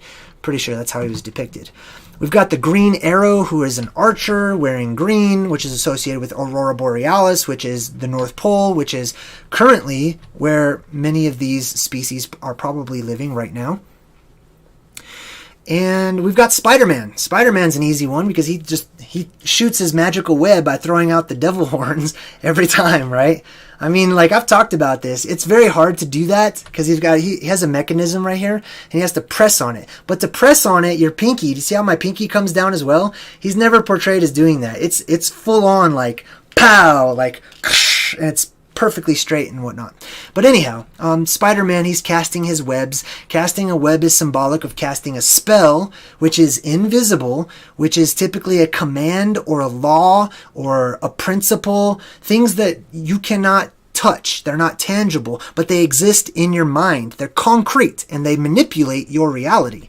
And that's what these spider webs are, because you don't see them, but when you walk into a spider web, it sure has an effect on your physical body and your path, right? Let's see here. He also wears blue and red, which together make purple. Typically, they'll separate blue and red. And Spider-Man's picture. I'm going to show you guys this. Let's go ahead and do a quick screen share, because I want to show you Spider-Man's logo. Where is it? There we go. Okay. Let's type in Spider-Man's logo. Oops.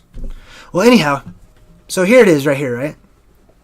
Now, if we take this logo and we also do a quick search for the magnetosphere, you will see a very interesting similarity.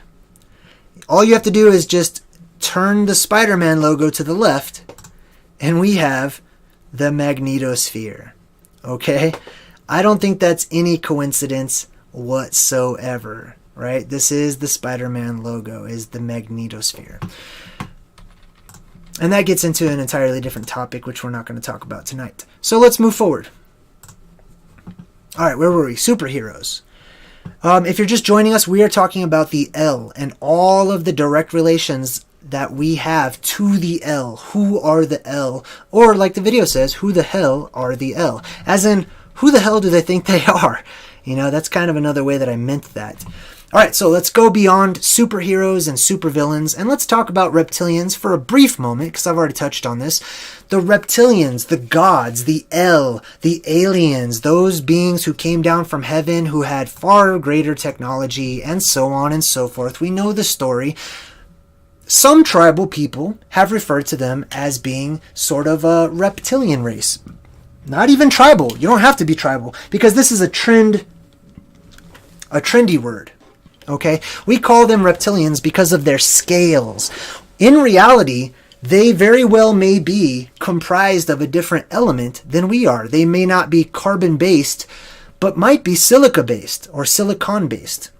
Silicon is like crystal. Okay? So can you imagine a being who is silicon-based, a crystalline type of being? And this is really interesting because, like I said, that movie that I had watched called Beyond the Sky, whenever they had met the aliens in that movie, actually, let me see if I can pull up an image of it for you.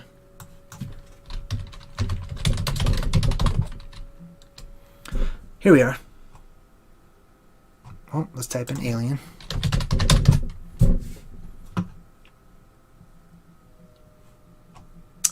Okay, well, it's not popular enough that it actually has. Okay, I think it's these guys, maybe.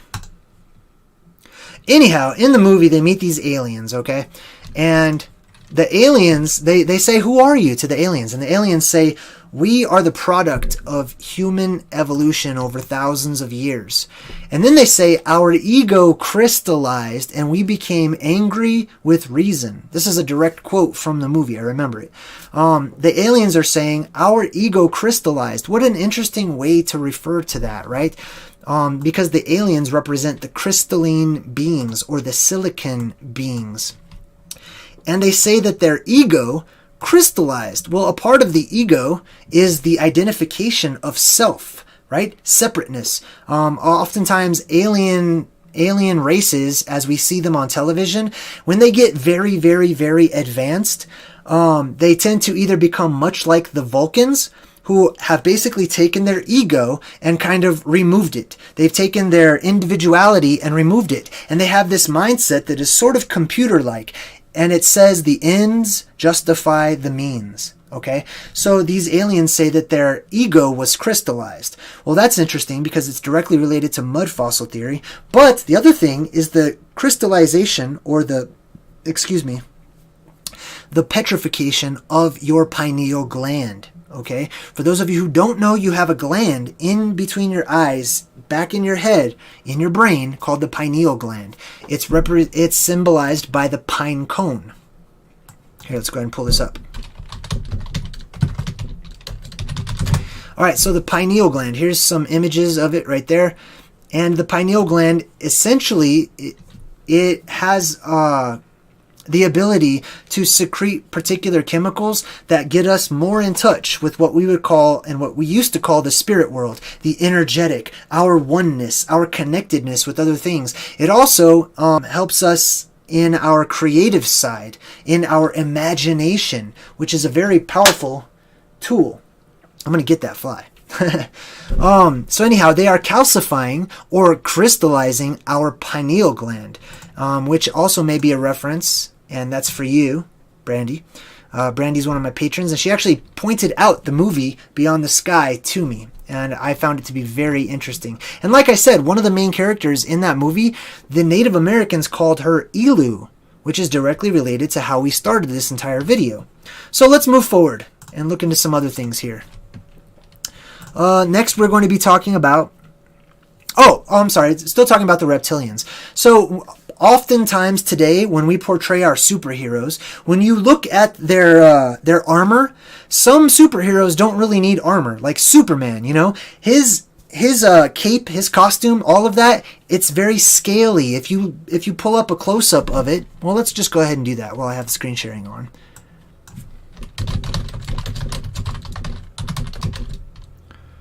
Suit, I guess, right? Okay, now look at the suit. You can already see it's very scaly. It doesn't have to be like that. He is like impenetrable. He's the Man of Steel, which is also a really interesting nomenclature, right? The Man of Steel, the man made of rock. You know, this is also a veiled reference to mud fossil theory, turning into rock and turning back into the earth, etc. But look at this. He's got sort of scales all over, and they do this with many of the superheroes. Just for kicks and giggles, let's go ahead and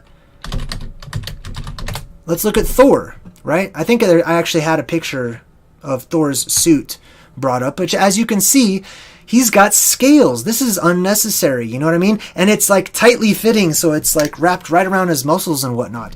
This does not represent armor at all. Okay, this is where we got the idea for chainmail and scale armor is from the gods, right?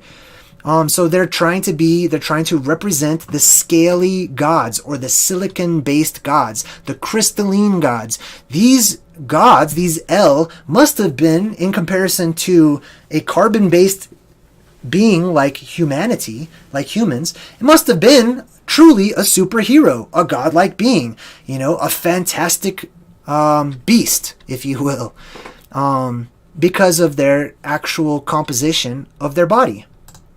Okay, so I think I've touched on that enough. What else do we have here? Oh, good. Let's talk about the crocodile men, okay? There are some tribes who have what are known as the crocodile men. And the crocodile men are these tribal members, and they scar their body purposefully. Now, you'll end up seeing over here, you probably have already seen it, the movie Black Panther. Whenever Black Panther fights one of the other guys, he takes off his shirt and he's got these scars all over. It's purposefully done. The tribal people scar themselves in order to pay homage to and look like their gods. The scaly reptile fish gods, right? The gods who had this sort of scaly skin. They do it all over their bodies, to their faces. You know, that's why they do it. You ever wonder? I mean, have you ever seen, we've got some people who are of African descent that work in one of these places nearby, and you can see their skin is scarred all over the place, but it's not to draw attention. It's not so much, what it began as is paying homage to the gods, basically. And they are known as the crocodile men, and these people will just put gashes in their body all over, and when the gashes heal, they create these sort of scaly appearance. And that's why they do it. Not to look like crocodiles, not because they revere the crocodile, but because they revere their makers. They revere the beings who came before. And next, we're going to talk about angels. So, angels. Angels are directly related to the El. They are the El. They are a class of the El, or the Elohim, or the Elven race. One of the ways that's easy to find this out is to simply look at the names of various angels. They almost always will have, without fail, the word El incorporated into their name. For some examples are Azazel, Uriel, Samael, Mikael or Michael, Raphael or Raphael, and we also have another angel classes which is called the Seraph or the Seraphim. I believe I actually put that up on the screen earlier where it's highlighted. It talks about the Seraphim. Seraphim, remember, im is plural, so the seraphs basically are the fiery serpents. That's what they're known as. Now, when they're described, they're talking about these angelic beings that have like 6 arms, by the way, which is also very interesting. The number 6 is tied in there. But they are the fiery serpents, or the light lizards, if you will, the light reptilians, okay? Does this sound strikingly familiar to any other types of characters that you may have heard of, right? They are the fiery serpents, or the serpents of light, or the shining ones, the illuminated, right? These are all tying in together. Now, when we talk about The Shining, for example, think of the movie that had Jack Nicholson, The Shining. Stephen King writes about what he calls The Shining, which is basically a paranormal ability that a person may have. Paranormal abilities that people have quite often come from people who are directly related to the L. Oh, that's way too small. You can't see it. Okay, so that's the seraph definition. But you can just check that on Wikipedia or anything you'd like to there. Where was I? The Shining ones. Oh, that's right. Stephen King's The Shining, okay? So, why is it called The Shining? There's the crocodile, man. It's called The Shining because the gods shone. They were shining in comparison to us. We don't shine that much. Now, I'm shining a little bit because you can kind of see, I shaved and my face is kind of reflecting the light that's coming from over here. Well, how much more would a silica or silicon-based being shine? A crystalline type of structure shine. Can you imagine? Now, to shine is where we get our word for Christ or Christos. What they would do is they would anoint particular individuals, and they would take crocodile oil, basically, and they would rub it and anoint a person, making them a Christ or a shining one, which is what that word kind of breaks down into. So we've got the shining one. So when you look at the shining, or somebody who possesses the shine or whatnot, what that is it's like the X-Men, like all of the X-Men, they have the shine. They have these abilities, they have these paranormal, super abilities, if you will. Now, most of us, sadly, we don't hone in on our abilities. Those of us who do have them, we don't really trust in them. We don't practice them. We don't strengthen them. So over time, guess what? We end up losing our abilities, our shine, our whatnot. But that's just sort of me rambling. Typically possessing extraordinary abilities are the Rh negative, or those who are more directly related to the gods themselves, or perhaps to the Titans, who are an altogether different subject, okay? When I'm talking about the L, I am talking mostly about the gods, about all of these characters that we've been discussing so far. I am excluding the Titans because while they themselves qualify as L, they are vastly different from the L. Okay, so I'll have to do another thing on Titans another time. But I have talked about Titans a lot. Now, let's talk about demons. We've talked about angels a little bit. And the angels, of course, they can fly, and they're representatives of God, which means that they have a leader L, right? And they report, and they have their structure, etc. And the word demon was not always demonized, believe it or not. And there's another good example of the crocodile man there. But the word demon meant genius. Can you believe that? The word demon conveyed the idea of somebody who is exceptionally intelligent, or a genius. And it was a synonym for God, or guardian angel, because an angel is simply an L. These are all the same beings, right? The word demon breaks down into the word de, which means God, and mon, which means man, right? The God-man. It didn't imply somebody that those beings were evil or good. Like I said, it all depends on what they do for us, right? How we see them. Oh, there's another good example of Aquaman. See his skin? He represents the fish god, which we'll actually talk about that here next. Okay, so demon is another variation of the El, and it used to mean or convey genius or a guardian angel or a god-man, also known as fates or the fates, right? The guardian angels were seen as the fates, people who kind of carried along with us. And typically, when you read stories of the ancient El, they very rarely went somewhere by themselves. They usually had some sort of a partner, some sort of a sidekick, just like our superheroes do, right? These are the guardian angels. They are there to guard over the other one and to help them out. Or if they were assigned to a human, they would help the human out. Let's see here. But typically they wouldn't really help out humans unless they were directly related or of some sort of importance. So the fates are directly related. The word fate, the concept of the fates, is directly related to the Fae. Now, listen to how I'm pronouncing this.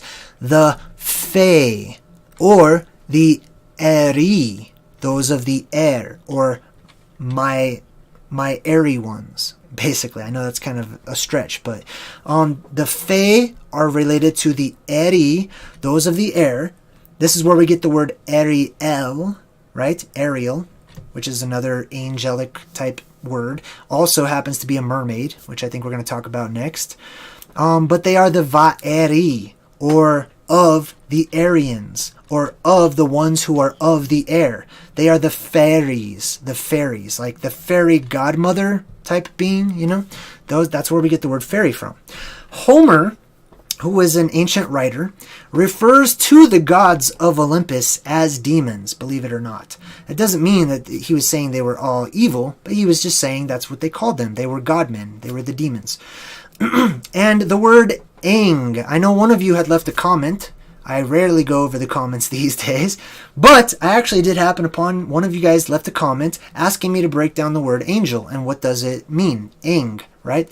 A-N-G conveys the meaning to deviate from the original path. That's all it really kind of implies, to deviate from the original path. This gives rise to words like angle, like a right angle, to deviate from that original line, that original path. Now you're bending. It also conveys being bent, to bend, right? To get angry is to sort of go left, right? You're on a good path, you change that path. Now you're angry. You're angry. Angle. Anglo-Saxon. English. Right? Our language, English, is a bent language. It is a language that has taken a hard left. It has deviated from its original path.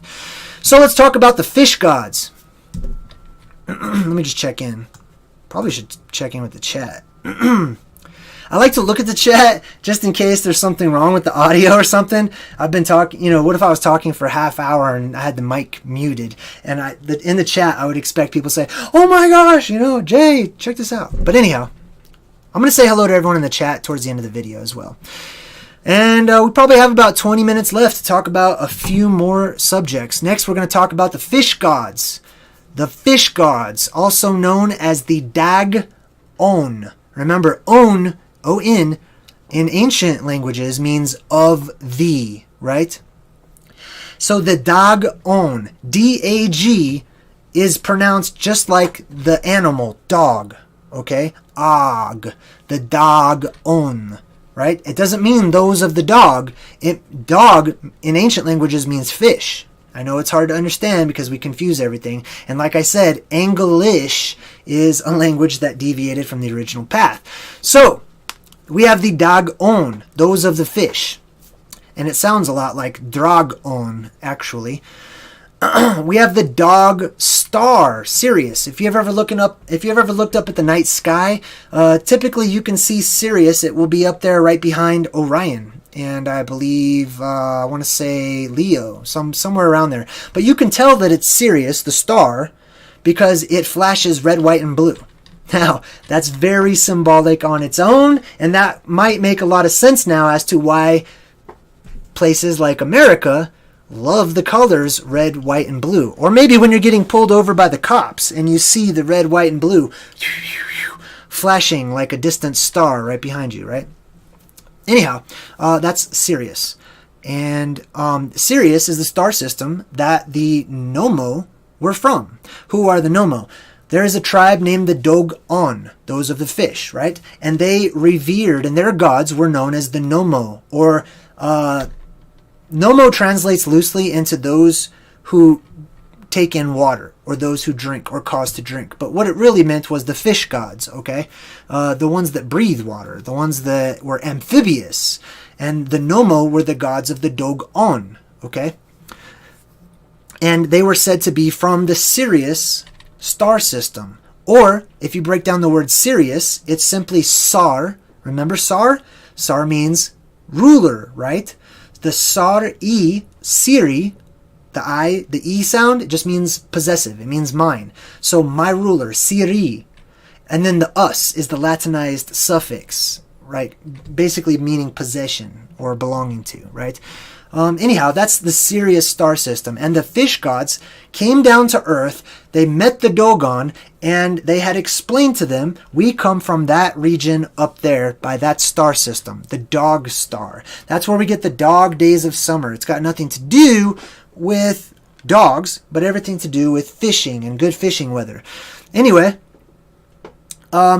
we also have the Jesus fish. I'm going to have to screen share this one because I definitely want to show a good example of what we're going to be going into, which is religion. And I mean, all of this stuff is going to come up here on the slideshow, but this is the Jesus fish, right? This is the fish that represents Jesus. Well, why in the world would Jesus, the God, be represented by a fish? Because he's a fish god. That's exactly why. It's got nothing to do with stories of 2 fish and 5 loaves of bread and any of this type of stuff, or making you fishers of men. All of that is verbiage that is designed to pay homage to the fish gods. Now keep in mind, it's not an insult. They're not really fish gods, just like they're not really reptilians. But let me type in Nommo. This is how the Dogon drew their gods. This is a picture of their fish god. It's the exact same thing as the Jesus fish, except this one is standing upright, as it should be, because it represents bipedal beings who were fish-like, scaly, shimmering, just like a fish would be if you took it out of the water and you held it in the light, but they walked on 2 legs. And this is why we have, things, aquatic godlike beings. Aquaman. We've got Starbucks. Oops. Anyhow, you get the point. Starbucks is the mermaid, who is really Ishtar. And she's got the star on her forehead, just like Captain America, right? And she's got the 2 sort of rivers coming down from the side of her head. I know we're supposed to assume that that's hair, but it really looks like water, doesn't it? So she's got these 2 waters coming down from her head, and she's got these 2 tails. Next time you go into Starbucks, please pick their brains and ask them why.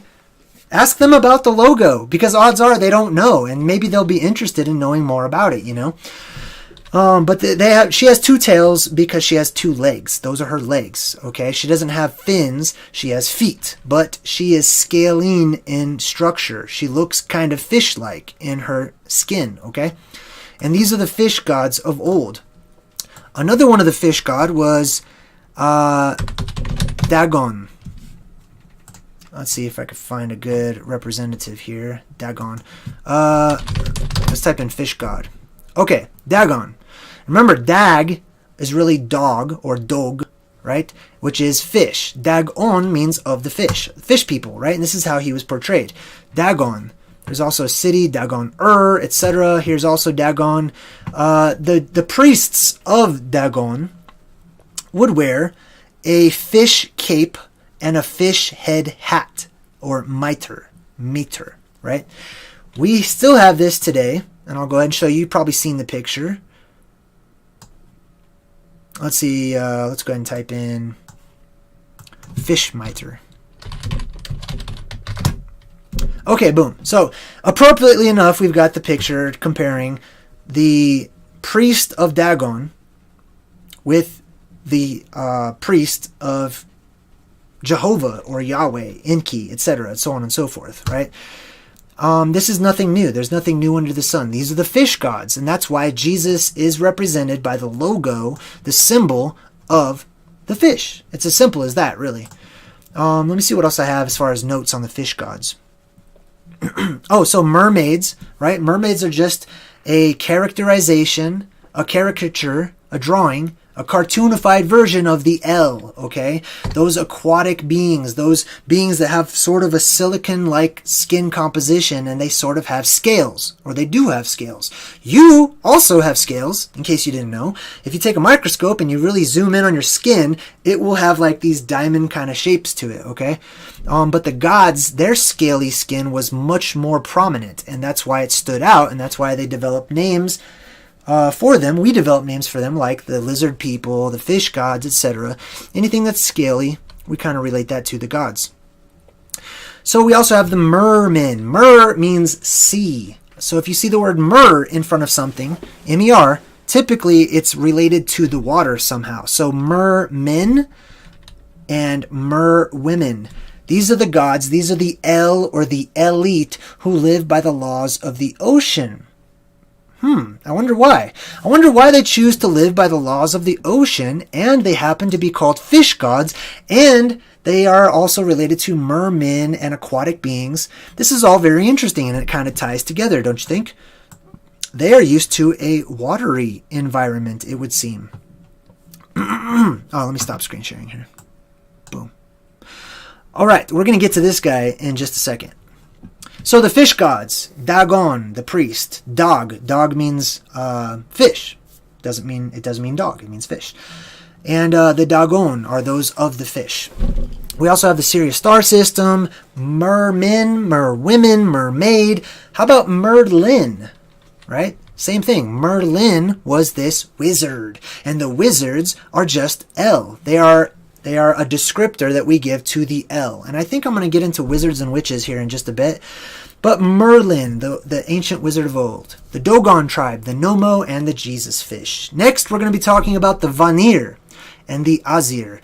There are two classes of these gods. It comes from Nordic mythology, which I really enjoy. The Vanir, let's start with them because they're more fun for me to talk about, basically. But Van, V-A-N, Van, means beautiful. That's all. It means attractive. It means pretty, handsome, etc. This is why we have the name Venice, which means beautiful place or something of that nature. We have Vanir. If you have anything that is veneer in the house, it is something decorative. It is pretty. It is beautiful, etc. So the Vanir, and this is also where we get the word vain, someone who just thinks about their beauty all of the time. Vanity. I believe there was a Smurf called Vanity, right? The Smurfs represent the gods of old. And their story, the Vanir were the beautiful ones, which is really interesting because there were these two main classes of gods in Nordic mythology, or history is really what it is. The Azir and the Vanir. Well, if the Vanir were the beautiful ones, that kind of implies something about the Azir, don't you think? Or at least how the Vanir saw themselves. But the Vanir were the beautiful ones, the elven standard of beauty. This is why we do the things we do. Usually, okay? This is why we beautify our face. This is why we try to make our eyes bigger and more beautiful and elongate our necks, and we scar our skin, and we just want to do our best to look more like and be more like the gods, the creators, the ones that made us. This is the elven standard of beauty is what I call it. Those are the Vanir. Or if you don't want to say Vanir, because IR is pluralized in the north, just like how I said I am is pluralized for like the Arabic areas, IR is also plural, okay? But it's unimportant. You could put an S on it and it would be the word vans, right? Just like the shoe company. Do you think the shoe company was named after a style of automobile? I don't think so. I think it was named after the gods, right? The gods, we name all of our modes of travel after the gods. So is any surprise that we name Vans, which means and pays homage to the Vanir? Just like Nike, the god of victory. We do this all over the place and all of the time. All right, so let's move forward here. Where was I? Oh, the fish gods. That's right. So we did the fish gods. We did the Vanir, the Azir, those of Oz. Oz is strength, the strong ones, the immortals, those of strong spirit is really what it conveys. And that means immortal. So those from Oz, those from a strong land or the land of Oz, they are the Azir. They're also known as the immortals, Venusians. Remember how I said those from Venus, they are the Venusians. They are the Vanir, the Venusians, etc. The Ve. All right, let's move on to the next one, which is going to be the Valkyrie and Amazonians. They are separate from the males. I did touch on this earlier, so we'll go over this briefly. But I talked about the Smurfs' Lost Village, how they separate the sexes, the males and the females. The Smurfs have a Smurf hat. Okay, I forgot what the hat is called. If you remember in the chat, please let me know. But they have this sort of conical hat. Okay, it's this hat that kind of leans forward and is sort of pointed at the top. Okay, sometimes it's rounded off, sometimes it's very pointed. This is important because this has made its way into our society and our lives all over the place. We just don't recognize it. I'm going to give you some examples. So we've got the Smurf hat, which is the conical hat, which is the cone hat for the cone heads. There was a movie, there was a famous skit on Saturday Night Live about this alien race called the Coneheads. And there are actually people all around the world in various tribes who will purposefully conify their head. They'll shape their head into a cone shape to be and look like the gods. In ancient Egypt, they had these hats that just extended a ridiculous length. Right? There's no need for your hat. I mean, look at my hat. My hat covers my head. So that's the shape of my hat, is the shape of my head. Right? But hats, we started wearing hats that don't fit the shape of our head. But they paid homage to those who did. Like when we invented the conical hat. We started wearing hats just like that, like the Smurfs do. A great example of putting on the conical hat is the dunce cap. Okay? A long time ago, before the world was so politically correct and people did whatever people wanted to do, when you were in school and you got in trouble because you were not being smart, they would put you over in the corner, seclude you, and they would make you wear this dunce cap, which is a conical hat. Not to humiliate, but because the conical hat was associated with wisdom. This is why witches wear the conical hat. They are the Wiccans, or the word Wicca, that's not accurately pronounced. The double C, right? CC, usually it has a sh sound to it, like Gucci, like a ch sound. Gucci, cappuccino, the double C's, right? So Wicca is really witcha. All right, this is where we get the word witch from. They are the wise ones, the Vich, the wizards, the wise ones. They are the wise. Anyway, you get the point. Wizards. And they all wear the conical hat because they had heads that followed suit, basically. Let's see, where else was I here? We got the Vanir, the Azir, the Smurfs, conical hats, cone heads, like the aliens, the dunce cap. Oh, the wizard hat, witch. The witch, I explained that, comes from Wicca, cappuccino, etc. Oh, Harry Potter. How about... Oh, I already talked about that. Okay, so I talked about Harry Potter. I'm just going over my notes here. In Harry Potter, they have this technology that is seen as magic. But in reality, we are starting to be able to emulate certain aspects of the fantasy world of magic, like the moving pictures in Harry Potter, right? Taking a still picture and making it seem as if it's alive and moving all on its own. That's technology that we're coming into now. Another thing about Harry Potter, which is going to take us into the next subject, is Voldemort. Okay? Voldemort, first of all, is this pasty white skin color. He doesn't have defined facial features, okay? Because Voldemort is a shapeshifter and does not want you to really know exactly what he looks like. But even more importantly about Voldemort is the fact that he's called the nameless one, basically. I forgot how they say it in the movies, like the one whose name is not mentioned, or something of that nature. That is very interesting because we're going to talk about the gods of religion, actual gods. When we say the word God, this is what we're talking about. But before we get into that, I want to break down the word Voldemort for you. Vol is not V-O-L. It's B, okay? And I'll save you the time. Just trust me. Do some research on it. V is also pronounced, the B letter is pronounced as V, or sometimes W is pronounced as V. You know what I mean? But it's Bol de Mort. Bol is Baal or Baal. Baal is one of the Canaanite gods of the Bible who Yahweh or Enki was against. Okay, they were not. He didn't turn his face towards them, which means that he was enemies with them, and that was Baal or Baal. De mort is just French, and it means of death. Okay, mort, mord, etc. The Mord Sith, if you read the book. The Sword of Truth series. Anyway, Bol, Baal de Mort. It literally means Lord of Death. Okay, that's going to be important here in a minute. But let's talk about how he is referred to as the one whose name we don't mention, right? And this is a theme that we see quite often, actually.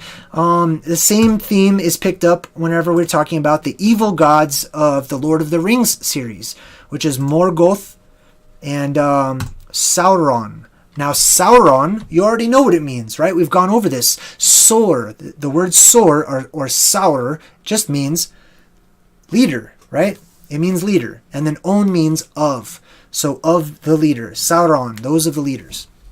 But Sauron and Morgoth were typically referred to as those whose names we don't say, okay?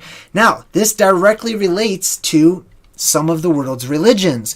Some of the gods of the religions of the world either insisted that you not say their name, or we imposed that upon ourselves, basically saying that we're not good enough to mention their name, or by mentioning their name we would invoke that particular god. They would hear us, because they have advanced technology and probably a little healthier, and they can hear very well. Or they can tune in if they'd like to. We put our focus on their name and we connect ourselves with them. They are the gods whose names we don't mention. Now, one of the commandments in the Bible is, you shall not take my name in vain. Okay? For more information about this, please see my video called Enki and the Ten Commandments. But that commandment, don't take my name in vain, does not mean that, what we think it means. What it literally transliterates into is, you shall not make my name come to nothing, which means you shall not make my name forgotten, essentially. I want you to know my name, to use my name. You shall not erase my name from the history books, which is funny because that's exactly what ended up happening to the God of the Bible. His name was erased, okay? They don't say the name, you know what I mean? It's the God whose name we don't say. And that's just one of them. Okay, so the nameless ones. They have descriptors, okay? All of these gods, they have descriptors. We call them by all kinds of foreign words that are really just descriptors of some sort of attribute that they have. They don't really have typically personal names. And why should they? Why should we? They're just descriptors. When you're born, your name is pretty much meaningless these days, but back a long time ago, they were descriptors that described people. That's how you get your last name from. That's how you get your name of authority from, which is your surname or your sar name, right? Your name of your profession, essentially. So the gods were the nameless ones, etc.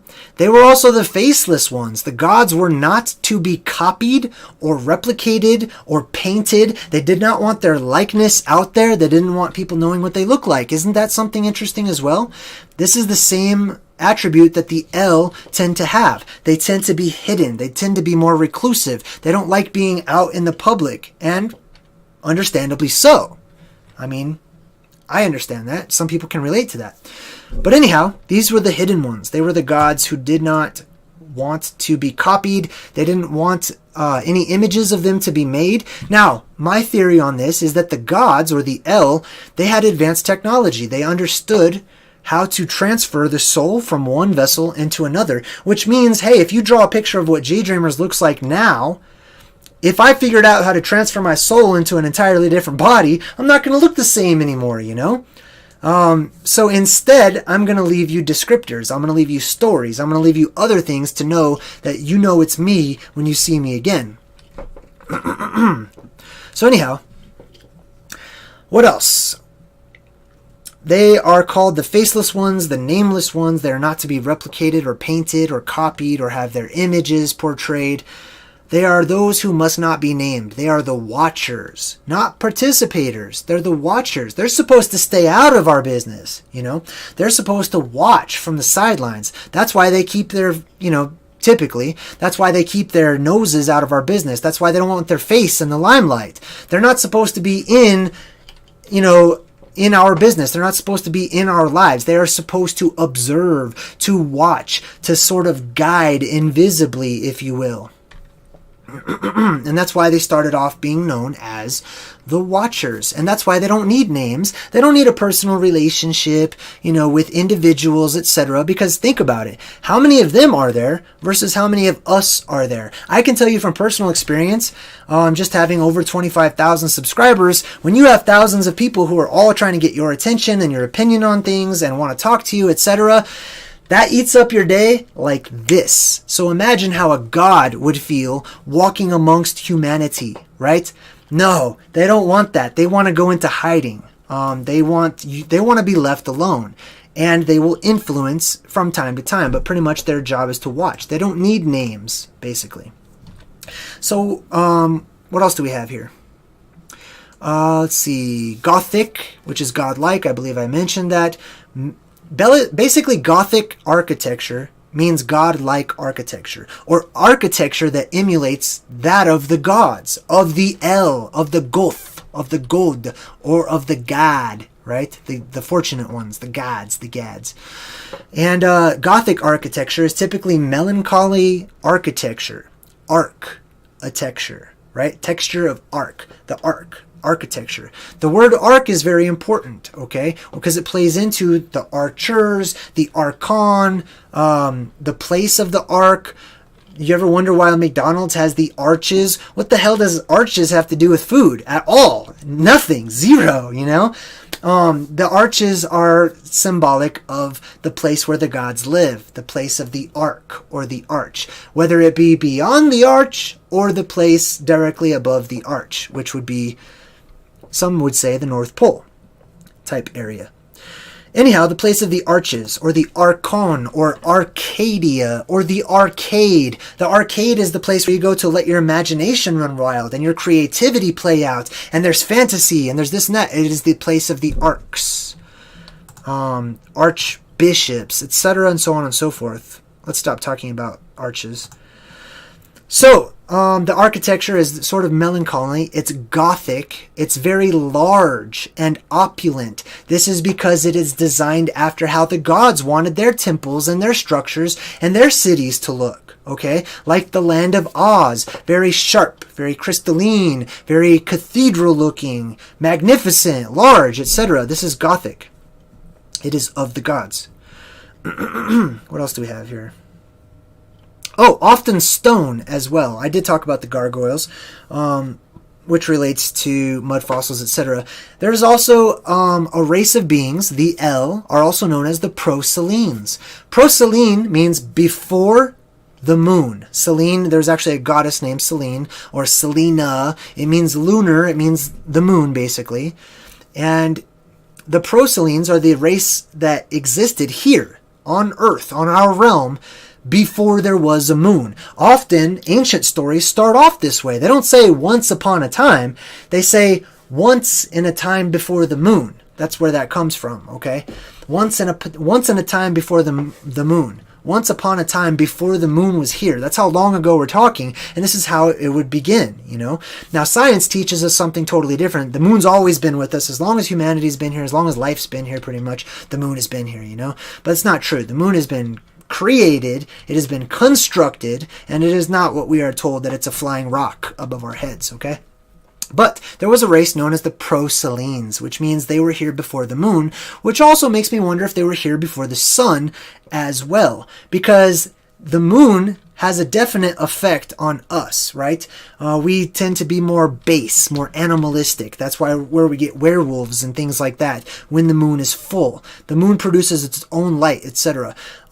If the vampires, if the El were sensitive to the light of the sun, wouldn't they also be sensitive to the light of the moon? I would think so. But the Procelines are the race of beings who were here before the moon. Feel free to do some research on that if you'd like to. I also did a video about it. I think it was called Arcadian Sky. I can't remember, but it was all about this particular topic. Now, let's look at the Vulcans. The Vulcans were up on the screen just a moment ago, and that's a race of aliens in the television show called Star Trek. First, I want to talk about the word Vulcan, okay?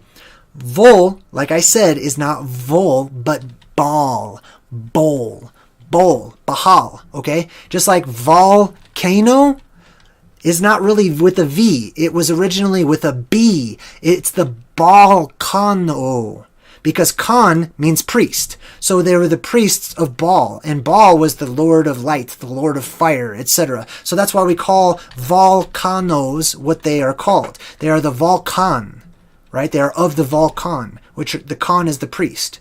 Like leprechaun, the scaled priest, right? So the Vulcans are representatives of the El race. Those who had Baal, which translates into the Lord, or Baal, basically. So, Vulcans are sort of jokingly referred to as space elves in the Star Trek community. And rightly so, because we all know the prominent feature of the Vulcans are their pointed ears. Not just their pointed ears, typically they're portrayed typically by Caucasians or white people, and this is what they do when they try to get somebody in the role to fit more of that albino type skin color, okay? It doesn't have anything to do with being Caucasian at all. But the Vulcans they have very, very long lives. That's why they say, live long and prosper. So a long life, immortality, and prosperity are both directly related to the beings with the pointy ears and who give you the symbol of the V. Remember the 6? The Vav, the hook. This is what they're flashing when they do this. They say, live long, immortal, and prosperous, right? Rich and famous, etc. If you want to know, by the way, the reason they do this is because this is half of the symbol that the Jews use when they bless and they put their hands on someone's head like that. And this is where Jay-Z and all these people, that's why they do this. It gets into the Illuminati and all the symbolism, but I don't really want to talk about the music industry right now. Let's talk about the Vulcans, or the Bahal Khans, right? Now, not a lot of people know this, but the Vulcans used to be one race with this other race called the Romulans. The Romulans and the Vulcans, they split at some point, and the Romulans adapted differently than the Vulcans did. So they have a similar appearance, but typically the Romulans are a darker color, and while the Vulcans are very direct. That's another thing that we know about Vulcans, like Dr. Spock, right? Mr. Spock, see you got the pointy ears on the Alf over there, the alien life form that has a haircut just like a person because, they're humanoid, or we are godlike, etc. Anyhow, the Vulcans are kind of cold in character. They sort of almost sound robotic, right? It's because they have had such long lives that they have basically taken their ego, like we talked about in the other movie, and they have solidified. They've taken control of their ego and removed it. They know how to express emotion, but they have kept their emotions secluded, okay? So they deal in logic. They are very logical minded. The ends justify the means, They don't get very excited about stuff because that's a sign of immaturity, They can still be excited, but they contain it. They have learned how to balance themselves for a long period of time. The Romulans, which are genetically basically the brothers of the Vulcans, okay? Going back way far back in time before they split into two races, the Romulans are a shade darker than the Vulcans. I jokingly refer to Romulans as the Mexican Vulcans, basically, okay? And that's not like, to make fun of Mexicans or anything, but they are brown, basically. The Romulans look like Vulcans with a tan. So the Romulans are this race of the El beings who are darker And they express more of the right-hand path of emotion, right? So we've got these two beings, one representing the left-hand path, which is the Vulcans, which is the ends justify the means. Then you have the Romulans, who are very emotional, and they can tend to get carried away, but they're both related. They're interrelated. The word Romulan comes from the word Romulus. And, welcome, subscriber. And Romulus is where we get our word Rome from. Romulus, there's a story of Romulus and Remus, okay? And these are some ancient gods who are twins. Interestingly enough, just like the Vulcans and the Romulans being sort of brothers, being sort of twins, that evolved differently and warred with one another. Also, you have Enki, which is the fish god, which is, I think, the god of the Bible and some other things, and his family warring against his brother or half-brother, Enlil. And these are the Anunnaki figureheads. They are the fathers of the Anunnaki, basically. So the story is being played out, in Star Trek, in the form of the Vulcans or the Bahal Khans and the Romulans, those of Rome, or Romulus, who is the twin brother to Remus. Rome, live long and prosper, say space elves. Another thing, by the way, about Romulans and Vulcans both, if they have these arched eyebrows. There's the arc again, right? And you'll see this in a lot of people who have gone through higher degrees of Freemasonry and the Illuminati. They will purposefully manipulate their eyebrows to sort of give them this high arch. A good example of that would be like Bill Nye the Science Guy. You know, like he started off eyebrows kind of normal, but as he advanced and the older he's getting, now he's got these sort of vampiric kind of, you know, Vulcan arches for his eyebrows, and that's done purposefully too to emulate the gods. Or the L. I'm trying to catch up where I am on my notes here. Okay, Vulcans. Oh, Count Olaf as well, right? Remember I said Olaf is just a play on words for olive or Aleph or the elven race, etc. Count Olaf also has those same arched kind of eyebrows, as does Dracula. Dracula's used to be portrayed in the same way. Let's talk about one more race from the Star Trek world, which is Klingons. To cling onto something means to be hooked into it, to be attached to it, to be of something. So the word Klingon itself is a direct representation or name that implies hook. It is the hook race, okay? They cling onto things. They are attached to. And, interestingly enough, the Klingons have a weapon. I don't remember what it's called, but there's a picture of it on the thumbnail. And their weapon is a hook. It's a double-sided huge hook, basically. A batla, I think it's called. But anyhow, that's their weapon. They carry the hook. And one of the most famous Klingons, I think this Star Trek character has appeared in more Star Trek episodes than any other Star Trek character, is the Klingon named Worf. Why would they name him Worf? Everything is chosen specifically with purpose, okay? These things are not just gibberish that people make up, okay? They have their roots in reality and history and fact. So, Worf sounds exactly like dwarf, right? The dwarven race. D and then Worf, dwarf. Dwarves were born, you know who dwarves are, like Snow White and the Seven Dwarves, right? Like I said, the Svartalfs, the black elves, are the dwarves. Worf just happens to be played by a black guy, you know. Actually, lots of them are typically, the Klingons are typically portrayed as, they're usually portrayed by black people, basically. Just like the Vulcans are typically played by Caucasians, okay? Same type of deal. There are little breadcrumbs of truth that they're using in order to feed you back your reality as fantasy. Okay, here is a perfect example. This guy's name is Volk, and he is one of the Klingons. You can see him there with his sort of question mark weapon, his little hook, right? Because he is a Klingon. And let's see, we've got Worf. Let me talk about Volk. Volk is the one you just saw. He is the exception. He is albino. He has ivory-colored skin, and therefore he's sort of like hated by his fellow Klingon brothers or whatnot, right? Now, the interesting thing about Volk is that he calls himself the son of none, right? The son of none. Now, what an interesting way to refer to yourself as, right? We've got this albino sort of leader, rebel of the Klingons, and he calls himself the son of none. Let me tell you why that's so important. None can also be spelled N-U-N. None, right? Now, N-U-N is properly pronounced Nun, okay? Nun is a letter, also a number in these ancient old languages that are dead today. They are dead languages, essentially, okay? They're used by the dead or by the vampires. But let me get back to my notes here. Nun, or being the son of none, means you are the son of Nun. Nun correlates to the number 50. Why is that important?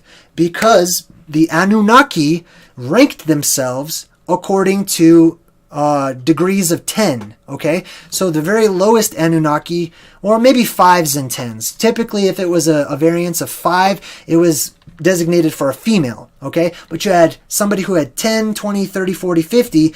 Enlil, remember Enki and Enlil? Enki, his number was 40. His rank was 40. And that's why in the Bible you see a lot of 40 symbolism, like 40 days and nights, etc. Enki's number is 50. He was ranked one higher than his brother. So it's interesting to me that this albino-looking Klingon says, I am Vok, the son of Nun. Son of none. Basically, he's saying, I'm the son of Enlil. I am the rightful heir. And that's exactly what the new Star Trek is about. It's about Volk stepping up and saying, I'm going to lead these people. I'm going to lead the Klingons. I have the right. And that's what he's claiming. Where was I? Let's see. Son of none. Oh, none can also mean 0. Or I don't have a father. I don't have a prodigy. You know what I mean? I don't have a family. I don't have a mother and father. I'm the son of none, meaning the son of nobody. Now, how can you be the son of nobody, right? There are a lot of other figures, godlike figures out there, who claim to have been the son of none, the son of nobody, right? I don't have parents. Why would they talk about this? The reason is because it's a play on words, first of all. This is what many Christ-like savior gods claim to have as their origins. Also, remember how I said Anakin Skywalker is directly related to the Anakim or the Anunnaki, right?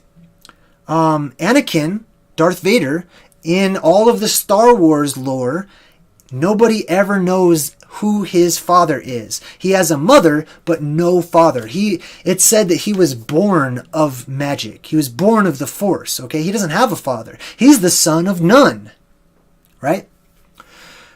So that's Anakin, many other godlike figures. What does this mean to be the son of none? If you don't have a father, this means you were probably created as opposed to born, right? This means that you were artificially created in like a lab and inseminated into a woman. That a woman may be your mother, but you really don't actually have a father because there was no act going on between a male and a female. And I don't know who my father is. I don't know who those genes even belonged to. You know what I mean? I am the son of none. I was created. I was designed. I am original. I'm different. You know what I mean? It's sort of kind of like it's a bragging right, almost. I know that would be a hard concept for us to understand. But this is insinuating I was created before there was this process known as replication or sex, right? And in the Enuma Elish, or like the sort of Middle Eastern creation stories, some of them, they talk about how the gods did this. This is the exact method they followed. They were geneticists. The El, the strong, the mighty leaders, they were very smart. You almost have to be smart if you're an immortal, if you've been around for a few thousand years. I mean, if you're not smarter than a human being who lives for 100 years, and you're 3,000 years old, what have you been doing with your life, is the question I would ask, Like, I would expect somebody who is 3,000 years old to naturally pick up on some form of intelligence, advanced intelligence, to acquire a lot of information and knowledge, and maybe even to carry a certain maturity with them. But anyhow, this implies that to be the son of none means that you were created before there was a such thing as sex. In the Enuma Elish, or the creation story from Nineveh, basically, it talks about how the gods, when they first created the human species, they were demigods. The first humans were part God. They had God genes, God DNA inside of them, and they were not born between sexual intercourse from the gods, okay? The gods aren't really interested in sex that much. I know we've been told, Zeus comes to mind. Zeus just went around, procreating all over the place. But for the most part, the gods were not very sexual beings. They look at us like animals because we're having sex all of the time. Sorry for that. But anyway, yeah, they're not too interested in sex. So when they first started creating humans, it wasn't sexual. It was just creation. They would inseminate one of the female gods, who became known as the carriers of life, the originators of life. They're the ones who carried the baby to term after they were inseminated. Well, this got kind of old, and the female gods were like, you need to change this. I'm not trying to be pregnant all the time. I'm obviously joking, but what they did is they enabled their creation to have intercourse and to self-replicate. So to say I am the son of none also insinuates I am from a time before there was a such thing as sex, in order to create offspring. So let's move on and let's talk about Atlantis. By the way, if you're just joining us, this picture over here, that was the Vav, the triple Vav, the VVV, and the V is the hook, which is also the number 6. Oh, and this guy over here, check it out. He's got 2 horns. I want to point this out, right? This shows his rank. However many horns these gods had, it shows you what rank they were, and therefore who they were. So if you see a godlike being with 4 horns coming out of his head, each horn represents 10, okay? So if you have 4 horns, that represents Enki. 5 horns represents 50, or Enlil, and so on and so forth. 6 horns would be Anu, their father, etc. Anyhow, Atlantis. Obviously, the Atlanteans, they were the race of the El, who had an advanced form of technology that probably merged with some form of spirituality or energetic principles, and they were very advanced in their technology. These are some things we already accept about the Atlanteans. But what does Atlantis mean? Atlantis. The Atlantis. Those of Atoll is what it means, basically. ATL. For those who live here in the United States, there's a city called Atlanta, and they abbreviate it ATL. Atoll, right? Atoll, let me get back to my notes here. Atoll is directly related to Atlas. Atlas is a titan who held up the heavens. The prefix ATL also is a suffix of Quetzalcoatl. Quetzalcoatl is how most people say it. Quetzalcoatl is the basically one of the gods of South America, okay, of ancient South America. But he is known as the plumed serpent, or the feathered serpent, or the lizard being, the serpent being who can fly by extension. Okay, who is, and that's exact descriptor of the El. And there's the wizard over there with the conical hat and his staff, right? Strong leader, strong teacher with the staff.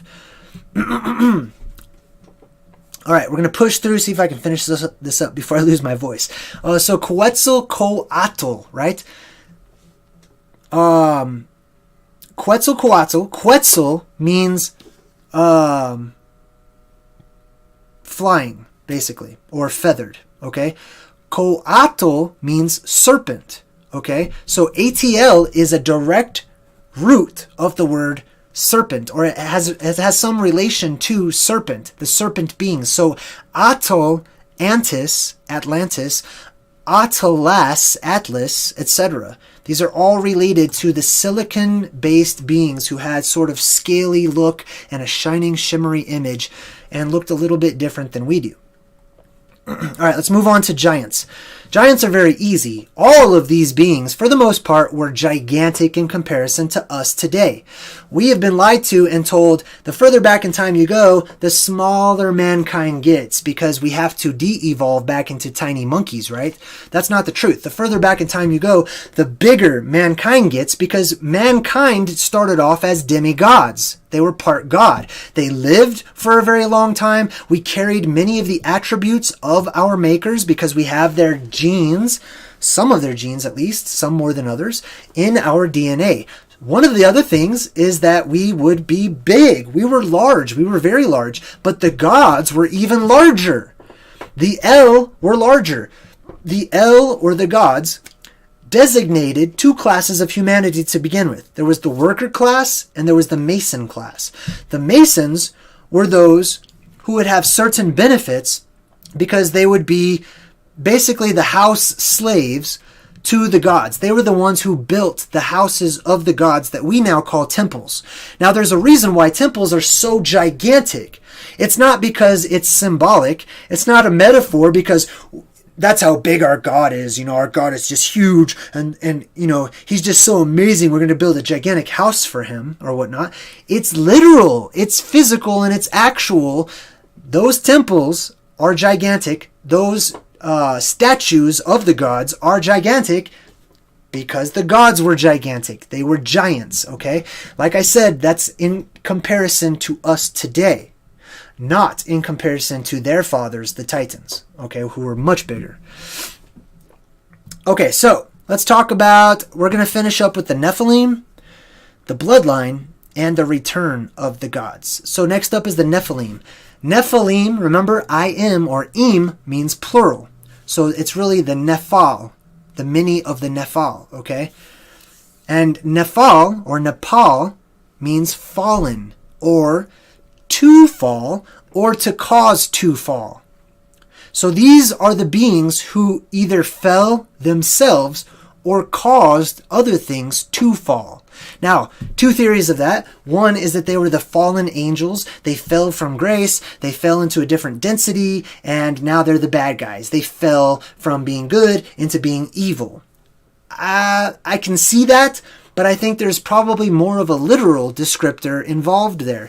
The ancient world used to have these huge giant trees everywhere, and somebody cut those trees down. Okay, there are mesas today. There are solidified, petrified mesas, and that's why mesas look like tree trunks, because many of them are tree trunks from an age that we don't know about. So they are known also in their secret societies. They refer to one another as fellers. Hey, fellers, what's a feller? A feller is someone who causes to fall. A feller is like a lumberjack. A feller is somebody who cuts things down. Okay? So, the word feller sort of evolved into the word fellow. So now it's a fellowship instead of a fellowship. And they call themselves the fellows or the fellers, and they are secret society members. They are basically saying, we're going to pay homage to our gods, and oftentimes that's a requirement that you are related to them, but it's okay. So moving forward, we've got the rock fellers as well. Remember I said the mesa's petrified, turned into rock, right? The rocks who fell. This is directly related to mud fossil theory. For more information, please check out my mud fossil playlist. That's the old world having turned into stone. Now, as a part of the Nephilim, we have the Norse mythology, Nephilim. Same place. It's the place of the fallen ones, right? Nephilim, Nephilim. There's a country called Nepal. That's where these Anunnaki landed. The beings from heaven landed. They fell. They came down. And the place where those people who were native to India and China, they named that place after the gods who came down. They called it the place of the fallen, Nepal. Now, Nepal is very spiritual, and there's a lot of interesting points, but I'm not going to get into that. Let's talk about the bloodline. Now, the word Elu, if you look it up on Wikipedia and you look up the origins and etymology of the word Elu, you'll find a few different things. One of those things is the I think it's a Sanskrit word that's related, and it conveys the meaning of unmixed. Okay? The word Elu itself conveys sometimes the meaning to be unmixed, to be pure, essentially. Now, this ties directly into the El, into the bloodline. And this is why the vampires and everyone else are so concerned. See how they scar the face to look more like reptilian, like the gods. See, there's the armor, etc. Anyway, so the Elu are very concerned about their bloodline, about their genetic coding. It's not because they just love their family so much, okay? Don't get me wrong. This is a Vulcan mindset, okay? This is the mindset that the ends justify the means. They care very much about the DNA, the genetic sequencing, the abilities that those people will have, that they want to be as pure as possible so that they don't lose their abilities, so that they don't lose this connection that they have with their ancestors.